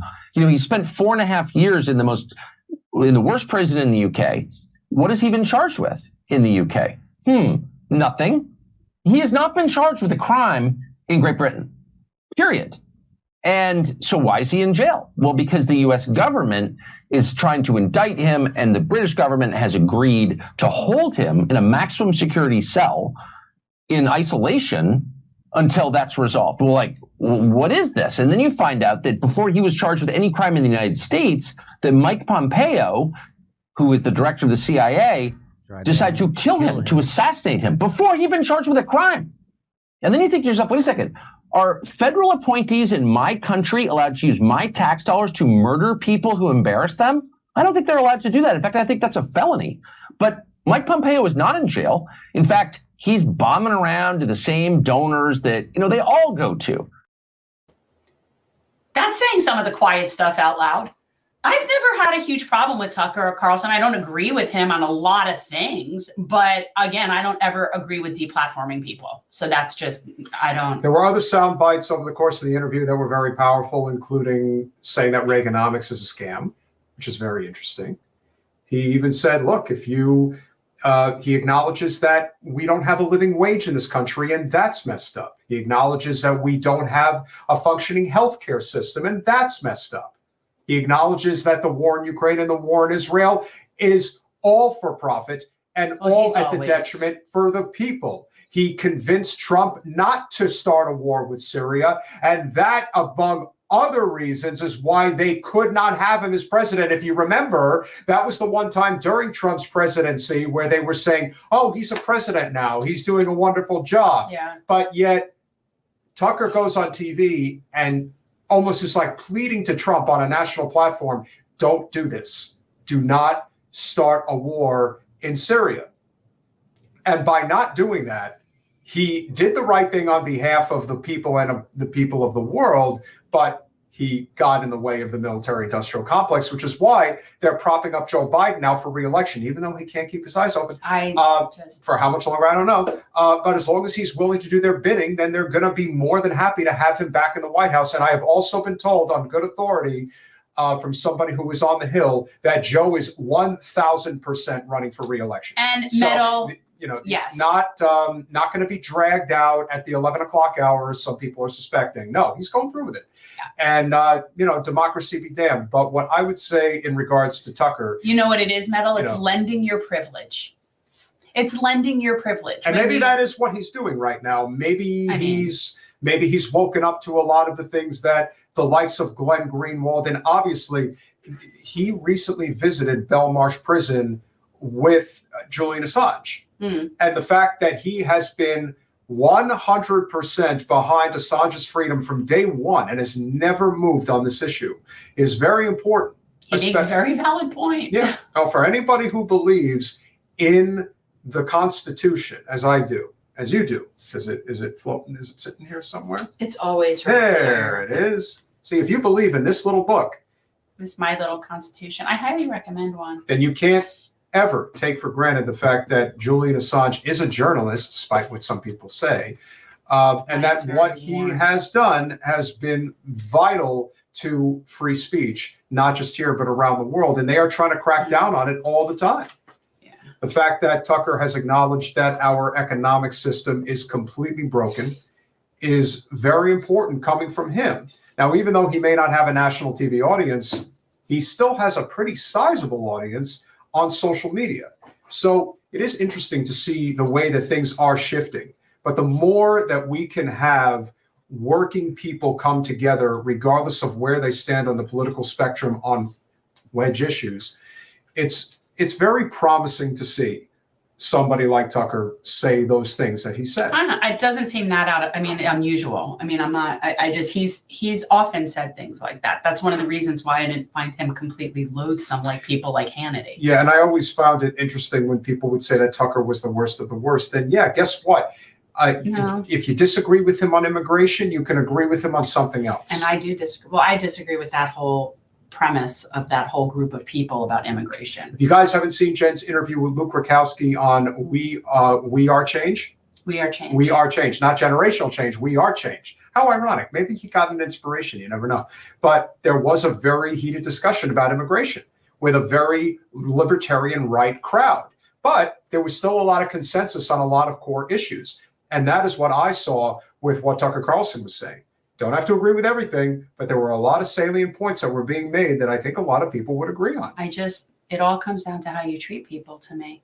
Yeah. And how you view people and how you view, and the problem I have with immigration is how they view immigrants, how they talk about immigrants, how they view immigrants. It is not from any sort of position of kindness or empathy. It seems to only come from othering and punching down. And I'm never going to like that. I'm never going to like that. I'm never going to support policies that are mean to people. I just think we could do better. I'm never going to support that. I don't care. Like, there's nothing anybody's going to say that's going to justify things that are unkind to people, to me. And I'm just going to be like, oh yeah, okay, let's build a wall and put barbed wire on it and have a whole bunch of like women and children sitting there in the desert with nowhere to go. And this is never going to be something I'm going to support. And Sable, if that's the case, then that's a good thing. It doesn't mean that we have to like him or like anybody for that matter. But as long as the message that's being conveyed is a message that is actually getting to the core of the issues that we're fighting on, that's fine. And to your point, you don't like my music? So are a lot of other people. He's not, if he is, then so be it. But you know what? We're not like singing praises to Tucker Carlson. No, I mean, we're acknowledging that what he did was correct. Yeah, it was a good, what he said, we'll call it out if we think it's good, and I'll call it out if I think it's crap. But and regardless of what you think, I don't support deplatforming people, so it doesn't matter to me. Yeah, some people really need to get to the core of what this is all about, and that is he's anti-war. Yeah, if that's what it's about. If you're asking me to measure on a scale, do I think Tucker is more positive than negative? Yeah, I think he is. And that's my opinion. And the truth is that doesn't even matter to me either here. He could be totally negative. It doesn't matter. That's just the way it is in a free society. You get negative, you get positive. It's just the way it works. But I don't have such a, I don't see what the biggest deal is about him. Well, the cause and effect is a big deal. But the reason he was let go, the reason anybody on any mainstream media is let go is because they've spoken out against a war. If you take a stand against the military-industrial complex on whatever your mainstream network name, whatever, you will be let go. They'll let you stand up for different things, different whatever. Maybe you could say this because in this country we believe in free speech. Full stop. Yeah, no. That's the way that you counteract morons and racists is by putting out better and more clear information. And that's why we love Dr. West. Yeah. And there are other people that feel the same way. And you know who else is really good on Julian Assange? RFK is really good on Julian Assange. Yeah, I would also think Jill Stein. I would assume Yeah. Jill Stein's probably on the correct side. Pretty much Pretty sure anybody she is. that's not under the crux of the actual machine is actually really good. Yeah. But but of course, therein lies the problem with somebody like Trump. No, I don't. Well, I will never support sa- deplatforming anybody. Trump says that he's in favor. Yes, I'm totally in favor of this, and then you don't do anything. In fact, you're worse because you pretend like you care. At least Joe Biden, if he's consistent on anything, is that he believes in totalitarianism, that you can actually deplatform journalists and you can prosecute them and not have a problem with that. If you know what you do, if you don't like somebody because they're a more racist, change the channel. Yeah, really. Change the channel. That's Watch what I something say. else. Go find something else to watch. Sure. I will never support censorship or deplatforming. And let me tell you something. There is no shortage of stupid shit out there. Oh my God, there is so much stupid shit out there. And again, if one wants to make the argument about, well, it's a private company, for example, we did a clip about Alex Jones being allowed back onto Twitter by Elon Musk. You know, everybody can have an opinion about that. And there's nothing wrong with that. I don't see it one way or the other. Alex Jones was sued in court and lost, and he is going to have garnished income for the rest of his life. Well, and I think we can distinguish between deplatforming a particular post, right? Like the stuff when something comes out that is causing harm to families, like the Sandy Hook families, I have no problem with taking things down that are causing imminent harm to people. That is the exception to free speech. But you don't need to deplatform the person. You could take down the post, and you can also fine them, and there can be consequences like there are. He got sued, and I think there could be punitive damages when you do get caught putting out speech that is causing harm. And it's like, Trump made, reference to the blood, if you will, of immigrants coming into this country. And of course, they've already jumped to the conclusion that it's Hitler-esque of what he's saying. Look, here's the bottom line. Trump is going to win again because this country is completely been taken for a ride by the powers that be that have basically looted the entire economy. They don't think that we should have a stable system where the average person can live a dignified life. That's over now. Yeah. So now it's just a question of how it's going to completely spiral out of control. Biden ain't saving your ass, and neither is Trump. That doesn't mean RFK will or Cornel West will. What will actually save us is when working people unite in this country. Does it have to be the Russian Revolution? No. But until working people unite, this shit will only get worse. Well, and also drawing the connections between labor and other oppressed peoples, which is also one of the things we talked about the other day as to why it's such a big deal that the UAW called for a ceasefire in Palestine. More and more groups are seeing the interconnectedness of the struggle against capital, because that's really what this is. I mean, it's all a struggle against the same power base. The power system that's keeping people oppressed is the same power system. Whatever screwing labor here is the same power structure that's keeping Palestinians oppressed. It's levels and degrees, but the oppressor is capital. It's the same oppressor. Trump serves Trump, and that's all you need to know. Yeah, no, but and also as to how we're treating immigrants, Joe hasn't been any better. No, he's been worse. I mean, it's like to me that how somebody treats the least of these will determine how I think of them. And for You Don't Like My Music and anybody else who thinks that Trump is worse than Biden, let me explain.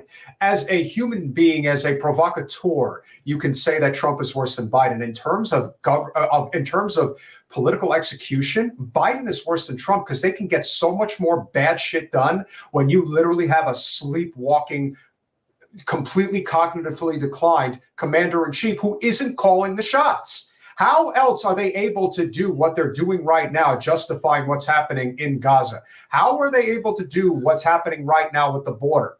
How are they able to justify the parliamentarian is the reason you don't have a $15 minimum wage, which is a joke at this point? Yeah, no, we don't. I mean, how do you justify doing literally next to nothing on healthcare? You're out there bragging. Your one claim to fame in 3 goddamn years is that you reduced the price of insulin to $35 a month for senior citizens. Infrastructure bill or whatever it is. And your infrastructure bill is a complete corporate giveaway. let me assure you, if we had a real infrastructure bill in this country, one that actually did infrastructure, maybe with a federal jobs guarantee, you'd already have the water pipes fixed in Jackson, Mississippi, Flint, Michigan, Kalamazoo, Michigan, and God knows how many other places. The truth is they need to be fixed everywhere. Most places need a complete infrastructure overhaul. I know that our systems down here are like 60 years. Yeah. And need to be, so that's something that needs to happen everywhere. And this is, Joe, and I was watching somebody on Instagram, Linda Sarsour, if anybody doesn't know who she is, she's an activist. And she was making a very salient point last night, which is when people say that Joe, that if you don't vote for Joe, you're supporting Trump. The impact of that statement, it's nothing like it used to be. Not only that, but it varies greatly depending on who you're talking to, because she was saying, as a Palestinian, she's right now watching Joe complicit and contributing to the genocide of her people. You can't get worse than that. Hey, okay? There's no worse can than that. Can I just shut this argument down from you don't like my music? Let me make one thing completely clear to you why Biden is worse on immigration than Donald Trump is. Donald Trump wants a Muslim ban. Joe Biden is committing a genocide, and he's not letting any Palestinians into this country. So that's the end of the conversation. Yeah, anything stop. else, it's over. Seriously, Completely stop over. about Joe. When it comes to how we treat the least of these, there's no difference. There's no difference. Yeah. And that's what I care about. So I'm watching it pretty carefully. And when I'm seeing how people are being treated in this country, also the free speech, the total clampdown and the censorship and all that, I feel like this administration, and yes, it is partially because of like our representative, this is like McCarthyism here, what's going on right now. This is McCarthyism level crap. Hey, Danny. Danny, thank you so much. Really appreciate it. We really appreciate you, Danny. He likes Bernie. You're really great. No, listen, it's my time. I'm talking. No. I prefer Bernie. Yes. Although I'm so annoyed with him. And Jason gets it. Blinken 2024. Because Tony Blinken really is the president. It's true. He's the guy. How about Blinken parliamentarian? That would be really unfortunate. Although I will say, of all things that I'm looking at right now, I don't see how no labels is really going to amount to anything. It's just a corporate slush fund. Whatever. So, but it doesn't matter. You're still looking at there's going to be like 5 Dr. people. Cornel West is on the ballot in Alaska. And Dr. Cornel. So it's a start. It's something. It's a start. Yes. It is. Look, at this point, that obviously everyone knows that's who I support. And if we get down to it, as it goes on, I'll make that assessment at that time. But the thing about, and I'm not even bothered by the fact about the $15 minimum wage, because I think that almost is just not. Colanello, here's why I tell you that you're wrong about that. Here's where you're wrong. Any of those people are not under the spotlight right now. It's easy to say that. It's easy to say that when they're not actually focusing on you. One of the best examples of that is actually Hillary Clinton. Hillary Clinton, generally speaking, had reasonable poll numbers when people weren't talking about her. But the second she came into the spotlight, that's when her poll numbers went straight to hell. So for a lot of other people that are looking at the possibility of running for president, the most obvious being Gavin Newsom. Then, of course, you have Governor Pritzker in Illinois. You also have, unfortunately, Governor Whitmer in Michigan. There's a handful of them that they're going to push to the front of the But I don't think, she's somebody to me that I don't think would even be able to win her own state. Probably not. Her people are being poisoned by the hundreds of thousands. So I don't know how somebody like that. Sam, thanks for checking in. The deal right now is, look, we're going to talk about it because Jen we may be doing something from potentially a fundraising standpoint about making sure that we do have a primary. Yeah, we're talking about it, but the thing is that, as I've said, the Democratic Party and the Florida Democratic Party is a private club. And you ain't in it. And you ain't in it. And they can do whatever they want to do. That's for sure. And that's just the way it is. And I get that we don't like that. That's one of my biggest problems with partisan politics, is that we have private clubs controlling the electoral process, which is a huge problem. But to say something like, oh, well, they're not having a primary. No, they're not. They don't want to, and they don't have to. Now, I know we obviously give a lot of grief to the Florida Democratic Party, but now we're going to give it to the Republican Party of Florida, because this is a long time coming. This is our last story of the evening, but you guys are going to like it. Because unfortunately, the head of the Florida GOP is somebody who likes to espouse those Christian values. You know, they're such good people. They're so on the right side of things. And his wife, I hate family values, is the head of Moms for Liberty. Oh my God. But without even explaining what the story's about. Didn't they like have a threesome? Yes, enjoy the video and we are going to comment. No judgment, by the way. Having sex with another woman in a threesome with her husband is not the issue.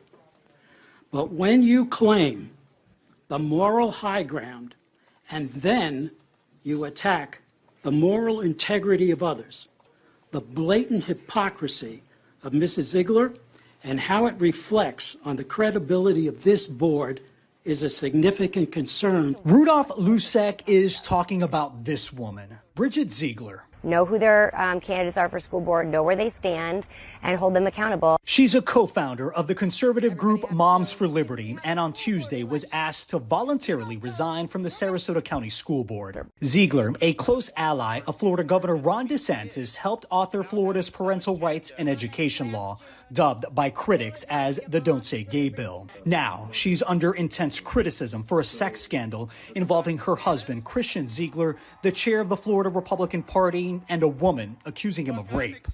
Christian and Bridget Zeigler are moral crusaders who have become moral failures, not because they are in a non-traditional relationship, but because they baselessly accused LGBTQ Floridians in non-traditional relationships of immorality, sexual perversion, and deviance.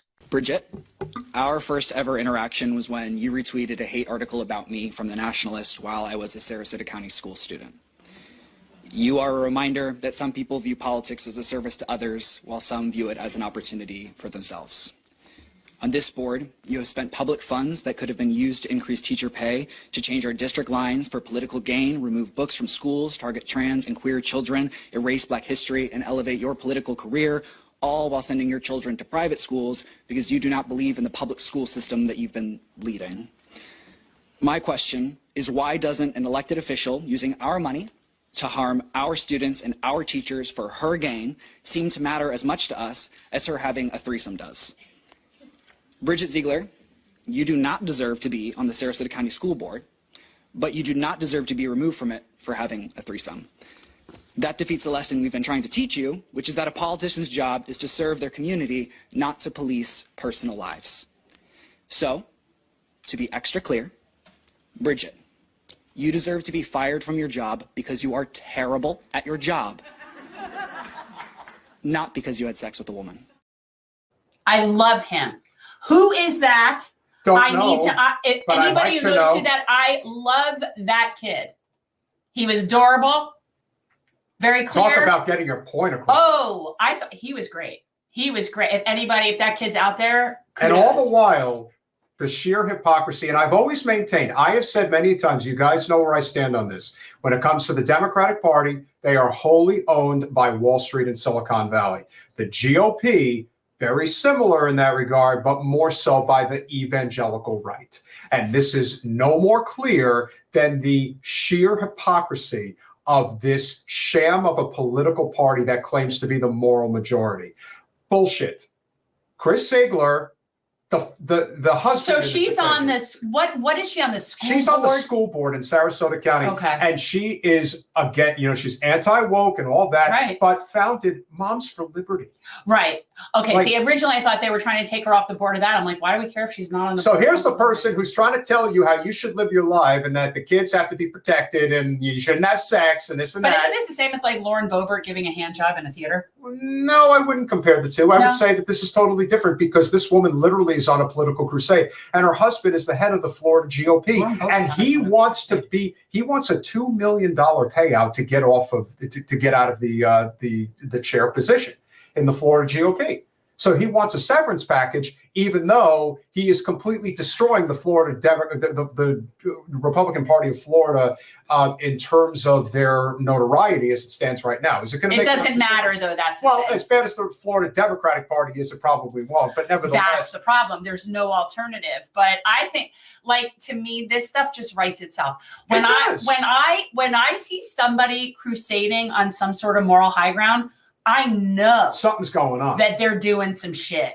There is some shady shit going on there, because the truth is that people that are really content with themselves aren't concerned with what other people are doing in the privacy of their own homes. That's why Carlos Guillermo Smith is like, these people are so pathetic, and they are. Right. So when you're really concerning yourself with what other people are doing, it's generally a projection of what you're doing. And you know what I do think, and this is just my opinion based on what I've read from this entire story.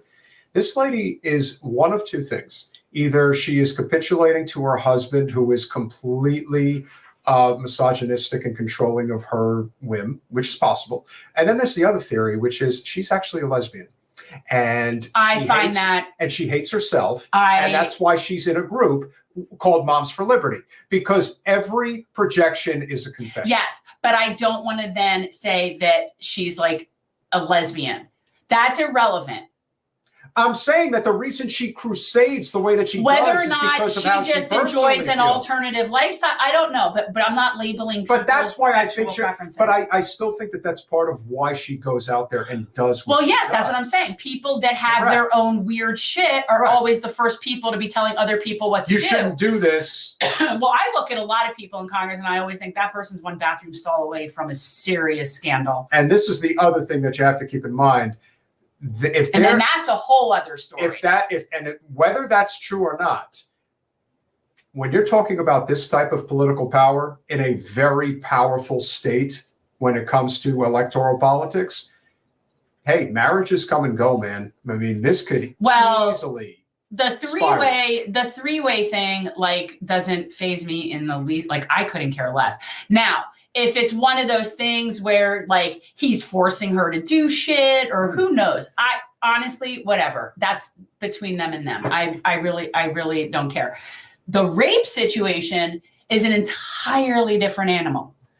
That's a whole different thing. And so I don't know about that. And but one thing that is very possible, I don't know how prevalent it still is in conservative culture, but there are a lot of people, a lot of men in particular, who believe that you can't rape your wife. Like, that's not. Well, up until it was only in like the 80s. It was the early 80s. I forget exactly when, where that became illegal. I'm losing my picture. There we go. No, now you're messing with it. No, because I can't get it behind the other side. All right, it's fine for right now. Yes. We're gonna. If you guys have, pets that have crossed the Rainbow Bridge, and you send me a picture, I'll put it on the wall. Travers, you'd be surprised what a lot of people will do to not live their truth. Sam, what do you think? I want to know what Sam thinks about this story. About which story? I can in the primary that would occur. Sam, I don't know how to break this to you, but Florida's not having a primary. She's a lesbian. How is she a mom? Seriously, Travers? Come on, man. But what I will tell, well, I do think that RFK is going to be a very interesting. Oh, okay. So here is somebody who I absolutely trust their opinion. 100%. Especially about Queens. Yes. If there is somebody whose opinion I trust, it's this one. So if what you're telling me is that it's basically a marriage of convenience, which is certainly possible, then you get what you get. But who's the queen and who's the beard? Ooh, that's the question. That's the question. That remains to be seen. It could be both. It could be both.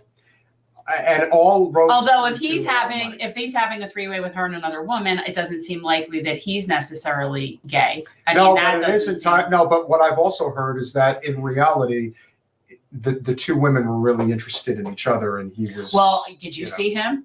She's cute.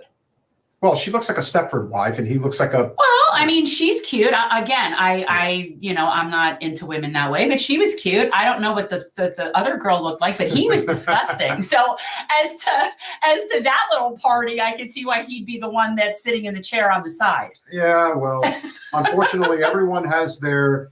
Like I said, whatever you do in the privacy of your own home, that's your business. The problem, of course, is that we live in a world today where Larry Craig, people use But it was in Minnesota. It was a special it was a special way he had his feet under the stall. But remember, he never lied. He just said he wasn't gay. That doesn't mean that he wasn't bisexual. He never actually said he wasn't bisexual.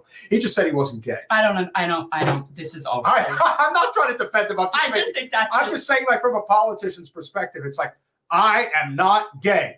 I'm bi. But I'm not gay. And it's like, but I never said I was. And you know what's interesting though, like timing timing is everything. Because remember, what year was that? That was 97? It was a long time ago. I was living in San Antonio, so it was a long time ago. So it's interesting because how it's shifted, just like how it was I didn't inhale, and now nobody cares about that, but it was the same thing. Let me assure you, because of where I grew up in New Jersey and the kind of friends that I had, like once that story came out, the type of shit that would happen, like you would go, you go into the bathroom, and then I had one friend in particular who would just do the thing. Of course he would, because just to see what would happen, just to break balls. But it was like that's not really a thing, by the way. It's not. But it was there's really, not really a thing. It was really funny. But that's not really a thing. Yeah, I don't think that's a thing. I mean, that might be a thing in a few particular places, like, that are oriented toward that being a thing. But in general, that's just not a thing. Sam, I have not seen the George Santos interview. I'm sure it's hysterical, because why wouldn't it be? And gay is not an insult. No, gay is not an insult. No one's saying it's an insult. He's gay-ish and Jewish. It's more about, it's not that gay is an insult. It's that when you're talking about these sort of, when you talk about these moral majority family values people, they think gay is an insult. So then when they turn out to be gay, that's what we're talking about. We don't think that's an insult. No. And if he were just gay, let him be gay, whatever. But it's that they think it's a problem, which is why they are so sort of repressed. It's that's the problem. They think it's a problem. I don't think it's a problem. So one. Oh my God, it's so funny. Sam, you should come and play sometime. Sam, where you been, man? Yeah. For real. Got to meet up. You better. Are you going to show up on Festivus? Do you have any good drag shows coming up? Festivus for the rest of us, Saturday at 7 p.m. You guys are definitely going to want to tune in. Come take me out. Take me out with a bunch of your drag queen friends, Sam. Mm-hmm. That sounds so fun. So I have said before that RFK has a lot of ideas that I do like. But unfortunately, we're not talking about that. Metal, I don't That's care. A waste of it's so stupid. That's real gossip. And I just don't care. And at the end of the day, he got what he had coming to him. Whatever. So he's fired. And he's not just fired. He's basically going to be blacklisted from future jobs. So, hey, hope it was worth it for your little clout chasing, having, what you were doing. But nevertheless. Bisexual, B-U-I-sexual, bisexual. Is that a capitalist, a bisexual? Why do I feel like somebody's got a gun to RFK's head when he says things like this? You talk about solutions for the Palestinian people. The Palestinian people are arguably the most pampered people by international aid organizations in the history of the world. Are you kidding me? No, even before this war, 78% of people in Gaza said they had, not enough food to eat. Right. And why is that? Why are you blaming Israel? In part, it's Hamas, and in part, it's the fact that Israel imposed a blockade and talked about putting them on a diet. If your neighbor, first of all, Israel has no obligation. Israel built 3,000 hothouses and gave. What are you doing, man? Wait, first of all, where are his people? Who lets him do that? I don't know. Isn't there it's so Amaryllis, you don't think that him saying that is going to hurt his campaign? It's not good. That's not. Let me tell you, it's one thing if you say that Israel has a right to defend itself. It's another thing to say the Palestinians are the most pampered people on earth. Oh. Holy shit. Oh, my God. Now that's coming out of Shmuley's mouth. Oh, my God. Short of maybe the Houthis in Yemen and Haitians, I can't think of like a group of people that are in a worse way in general. And I mean, prior to this, I'm not even talking about currently, I'm talking about prior to October 7th, other than the Houthis and maybe the Uyghurs, like you've got some other small presence. I can't think of people in a worse way. And he just said that. He said that out loud. How does his PR and that's person what upsets not like this? and that's what upsets me the most, because there are key issues that he's for, and he's the only one talking about them that matter. But you can't can't fumble this worse than this. Who are his people? Who's running his campaign? Well, unfortunately, now that Dennis Kucinich is not his campaign manager Clearly, well, anymore, that happened a long time ago because he's gone off the rails. Maybe Shmuley's running his campaign. Well, listen, Shmuley is definitely he's like a silent manager. He's like one of those guys who really for some reason. You don't like my music, it's a close call. And again, I was talking pre-October 7th, and I got to tell you, the Houthis have been undergoing a genocide since 2014. It's really got to make you wonder. It's a close call. You know, and but it also goes to show you cannot put politicians on a pedestal. You could say that some are not as bad, but I honestly can't say. Yeah, the Uyghur thing is okay. Yeah. That might be. I'm just saying. I know there's other and again, oppressed herein people. lies the problem with somebody like RFK, because his rhetoric, aside from Israel, is generally anti-war, which makes this even more ridiculous. It's so bad. It's so bad. But I'm dying to know. Listen, the thing about the Palestinians is they are the most pampered. All I'm saying is, and I say this where do you seriously, come up with that, man? And I say this seriously. Let your people help you. Somebody save him from himself, because that is He has basically been convinced by Shmuley and anybody else in the Zionist community that we're going to peel the votes away from Trump and Biden, and they're going to come to you. Like the Jewish vote is going to come to you. You're making it harder and harder for Let anybody. me give you a little advice, RFK. If you actually think you have a chance at getting 33% of the vote in this country, it's going to come from a economic populist working class uprising. It's not coming from the Zionist community. But hey, if he wants to die on that hill, that's his business. No, you're right, Sam. Trump and Biden are horrible on that too. Absolutely. Agreed. Look, I'm a Cornel West supporter. So you've got to be harder on somebody like RFK, because he actually has the opportunity to do a paradigm shift in the political arena. At this point, he's like really. I Trump feel like and Biden can't do it, and they're not going No, to. but RFK seems to kind of be like tripling down on Israel. Like every time he opens his mouth, I feel like it's worse. Whoever it is that's handling his policy and handling his PR and handling. You've got to save this man from himself, because these are just things that, and even if you were insane enough to think that, you don't say that out loud. And now you got a soundbite that's going to get replayed over and over again. Him saying that. By the way, do you have any interest in places like Michigan? Oh, I mean, don't even bother campaigning there with that stick. I mean, it's like, well, and that's not the only place. I mean, but it's like, God, man, I also would question your concept of pampered. Well, listen, if anybody knows the concept of pampering, it is definitely me. I grew up at Highness Point. I definitely know a thing or two about pampering.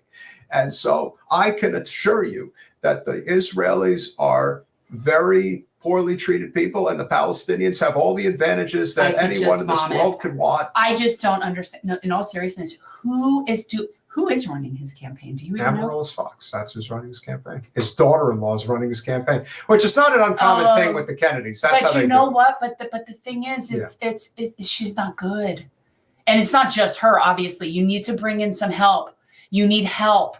This is not good. A lot of help. Like this would be considered under normal circumstances. Also, not so bright to go on with Crystal with that nonsense. I mean, did you think that she was just going to go, oh, yeah, you're right about that? No, like, Crystal Crystal gave it to him good. I'm sure she did. Not to be able to push back, but ultimately, the reason why he's not going to get the type of pushback under normal circumstances is A, corporate media does not want him getting any real exposure, and B, Trump and Biden are going to say infinitely worse shit than he's going to say. No, I'm pretty sure that they're not going to say that the Palestinians are the most pampered people in the world right now. I'm pretty sure. That's the ultimate political gaffe if I've ever seen one. That's bad. That's bad. That's going to go, you know what, we could do something every election cycle where we do like the top, you know how Jordan does like the turkeys, or is it Ron that does the turkeys? Well, that would be, I tell you right now. We should do the top worst political gaffe of the season. You know, the problem, Colin, is you should have saved that clip for Saturday for Festivus, because that's an airing of grievance if I ever saw one. Holy F. Well, it's just, I mean, I think we could do that, like the countdown at the end of we could do like an end of the year countdown of the absolute worst political gaffes. That's up there. I got to say, that's really far up there. And it would be one thing if he said that 6 months ago. It'd be one thing if he said that 6 months ago, where it wasn't like necessarily the first thing on everyone's minds. But to say it now with what's going on, if our friend is He needs making help. if our friend is making the commentary against Biden that he's making, then it just goes to show you that Joe's a sitting duck. He is. Now, does that mean that RFK is going to win? Not likely. Does that mean Trump's going to win? Perhaps. But all I know is that 24 is going to be a year unlike any other politically. It's going to be very, very interesting to see how it unfolds. Why all of a sudden are all of you guys showing up now? So someone else's live must have ended. Maybe so. And it is kind of It is 11 o'clock. I am kind of So we are, and I'm hungry too. And I cannot deal with my hair. My hair is so, normally we talk about your hair, but let's talk about my hair for a second because like Jesse. So I haven't been able to, I can't wash it for another couple of days because of a situation with my eyebrows. But in any event, I know it's all weird too. So I had my eyebrows microbladed, which is no big deal, except for the fact that I haven't been able to wash my hair for a lot longer than I would like. And so it's not in a good way. But anyway, that's the whole story, is that I can't wash my hair until Wednesday. So remember to smash that like button, share and subscribe, do all those wonderful things we ask you to do. Festivus is on Saturday. It's on the 23rd because that's Festivus. But Jen, you have an event on Thursday. I do. I'm having a solstice at my house. I may do a solo show on Thursday. We'll let you guys know. I'm having a solstice gathering because Thursday is the solstice. And so I have some people coming over for said gathering. Jen has friends. I have a few friends. And then obviously we will be off on Christmas, as I'm sure most of you will be, although we would probably draw decent ratings if we went at like a certain later time. I have no affinity for anything. I don't care. But my boy's coming home, so that will have some dictate as to my time. I'm going to see a movie by myself on Friday. I'm very excited about this. I actually bought a ticket. It's called Poor Things, and it's Emma Stone. Oh. And it looks really good to me, and it's not going to be playing anywhere near here, so I have to go over to Coral Ridge to go see this movie on Friday. Well, with that said, we're going to have lots of wonderful guests on Saturday. Yes, it's Festivus for the rest of us. You guys will enjoy it, I am sure. It is our 3rd annual. It should be a lot of fun. It will start at 7 p.m. Eastern Time. We'll go to about 10. And we will have lots of airing of grievances. And we have a couple of nice little trinkets and giveaways. We do have some giveaways. So, we even have. If you guys are thinking about giving us any gifts for the holidays, this is going to be. I will be giving away an original. So an original piece that I made that has Frida on it, and it's an art collage. It's what my little art business, and I have a special piece that I will be giving away on Festivus. And we also have some other little fun giveaway packs and stuff. Well, maybe we'll give away T-shirts too. Die Hard is a Christmas movie. Die Hard is definitely a Christmas movie. So yippee-ki-yay to each and every one of you. Die Hard is definitely a Christmas movie. Hope you're all having a great holiday season. Did you see that meme? That was the meme. It's like boomers are over here saying this. Gen Z is over. Millennials are saying this. And it was completely, and Gen X is like, yeah, Die Hard's a Christmas movie. That's going to be one of the unrelated to what they were arguing about. So that's going to be one of the topics of conversation during Festivus. What is the last great Christmas movie? Because they don't really make them anymore. It's been a long time. I would have to know what I guess we think of as qualifies as Christmas movies. Is it just that they come out at Christmas time, or do they have to be Christmas themed? I think Christmas themed. I don't know who Purvis Young is. Should I? Well, listen. Die Hard came out in the summer of '88. It's not like it wasn't one of those movies that was like around the holiday season, even though it was Christmas themed, because it was filmed at the end of '87, I guess. So okay, so I saw it in the theater. That must have been fun. It was always fun. Let me tell you something. Being my age, too, I've seen many of the best movies in the theater, and I've also seen all the good bands live when concerts were just really good concerts and not just ridiculous theatrical performances. Elf is probably up there. Oh no! Yes, Gremlins is a Christmas movie. Bad Santa, one of my faves. Bad Santa, and first of all, shout out to John Ritter because he was so good in that, and I feel like he was so overlooked in that movie. That was one of his. I think that may have been his last. He was so good, but no, Bad Santa to me is one of the funniest, like, it's so demented. It's We'd funny. have to do. That We movie. could do like a round, almost like a poll of sorts, amongst the group, and just let know like which is. But Christmas Story is an amazing movie. Peter and I went to, remember how much fun? Yes. Well, yeah, we were in Cleveland for Nina's campaign, and house. he and I went to the Christmas Story House and did the tour and went to the museum and did the whole thing. It was a great time. It was really fun. If anybody's ever in Cleveland, highly recommend go to the Christmas Story House. It's just totally cool. Miracle on 34th Street was always a great one. It's a Wonderful Life. You think of some of the classics. Of course, Home Alone was very special. See, I would take Die Hard over all of that. What about Home Alone? Home Alone was great. Okay, so also saw that in the theater. The most underrated Christmas movie, in my humble opinion, is actually Scrooge with Bill Murray from, I think that was like 88. I really liked it. But that's because I like I care so much one way or the other about Christmas movies in general. It seems a little maudlin to me. That's why I like Die Hard. That's my kind of Christmas movie. Yeah, yippee-ki-yay. I don't do maudlin. I just don't do it. And so any sort of sappy, wonderful life like that. I didn't want to come on here. I didn't want to tell you that they made the greatest Christmas movie of them all is Jingle All the Way. I've never seen it, and I don't think I ever will. I actually think I did see it, and I'm pretty sure it wasn't the greatest Christmas movie. It's my favorite all-time holiday smash-it movie. If you've ever seen Conan, I tell him all the time, my greatest movie was definitely Jingle All the Way. No, there's certain movies that I really like that have Christmas in them. I don't know if that qualifies them as Christmas movies. Christmas Vacation was definitely funny. Not my thing. No, but it was good. I mean, again, funny. I don't even know that I've seen it. I know that there was a ridiculous thing with the lights. I don't know. Yes. Well, it's kind of like, that's dumb man humor. I'm sorry, but it is. You come on here and you talk about dumb man humor. Yeah, because that's dumb man humor. No, I know the best humor. You know what the best humor is? If you watch my holiday smash it movie, Jingle All the Way. No, it's not.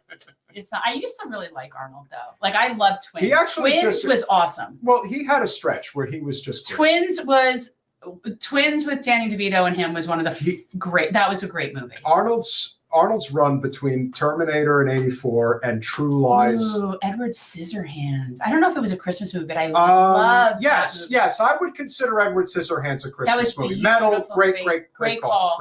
Yeah, and also saw that in the theater. That was a great movie. Yes. Yeah, that was so great.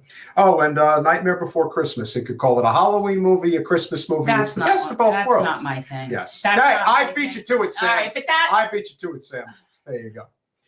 I saw Wonka the other day, by the way, in the theater. I took Graham to go see it. It's not my thing. And had I known it was a musical, I wouldn't have gone. And yes, I did know that like the original, and by the way, I never saw the Johnny Depp one. Don't feel the need to, don't care to. I have no beef with Johnny Depp, as in Edward Scissorhands.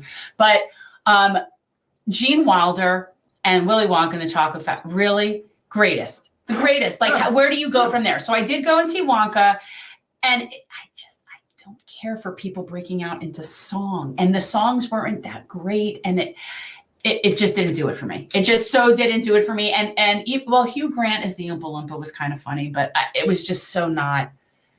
No. Merry Christmas, you filthy animals, and a Happy New Year. Is that? It's a festivus. Smash the like button, share, subscribe, do all those wonderful things. We appreciate each and every one of you. Notary, Travers, you don't like my music. Sam, great to have you here. Yeah, Tim Burton is an artistic genius. Sable. Edward Scissorhands was beautiful movie. Jason R. I don't know if you're new. I don't recall seeing you too often, but we're very happy to have you here. Welcome. Nelson Ortega, Ray J. See, I don't get. Sam says Devil Wears Prada. Is that a Christmas movie?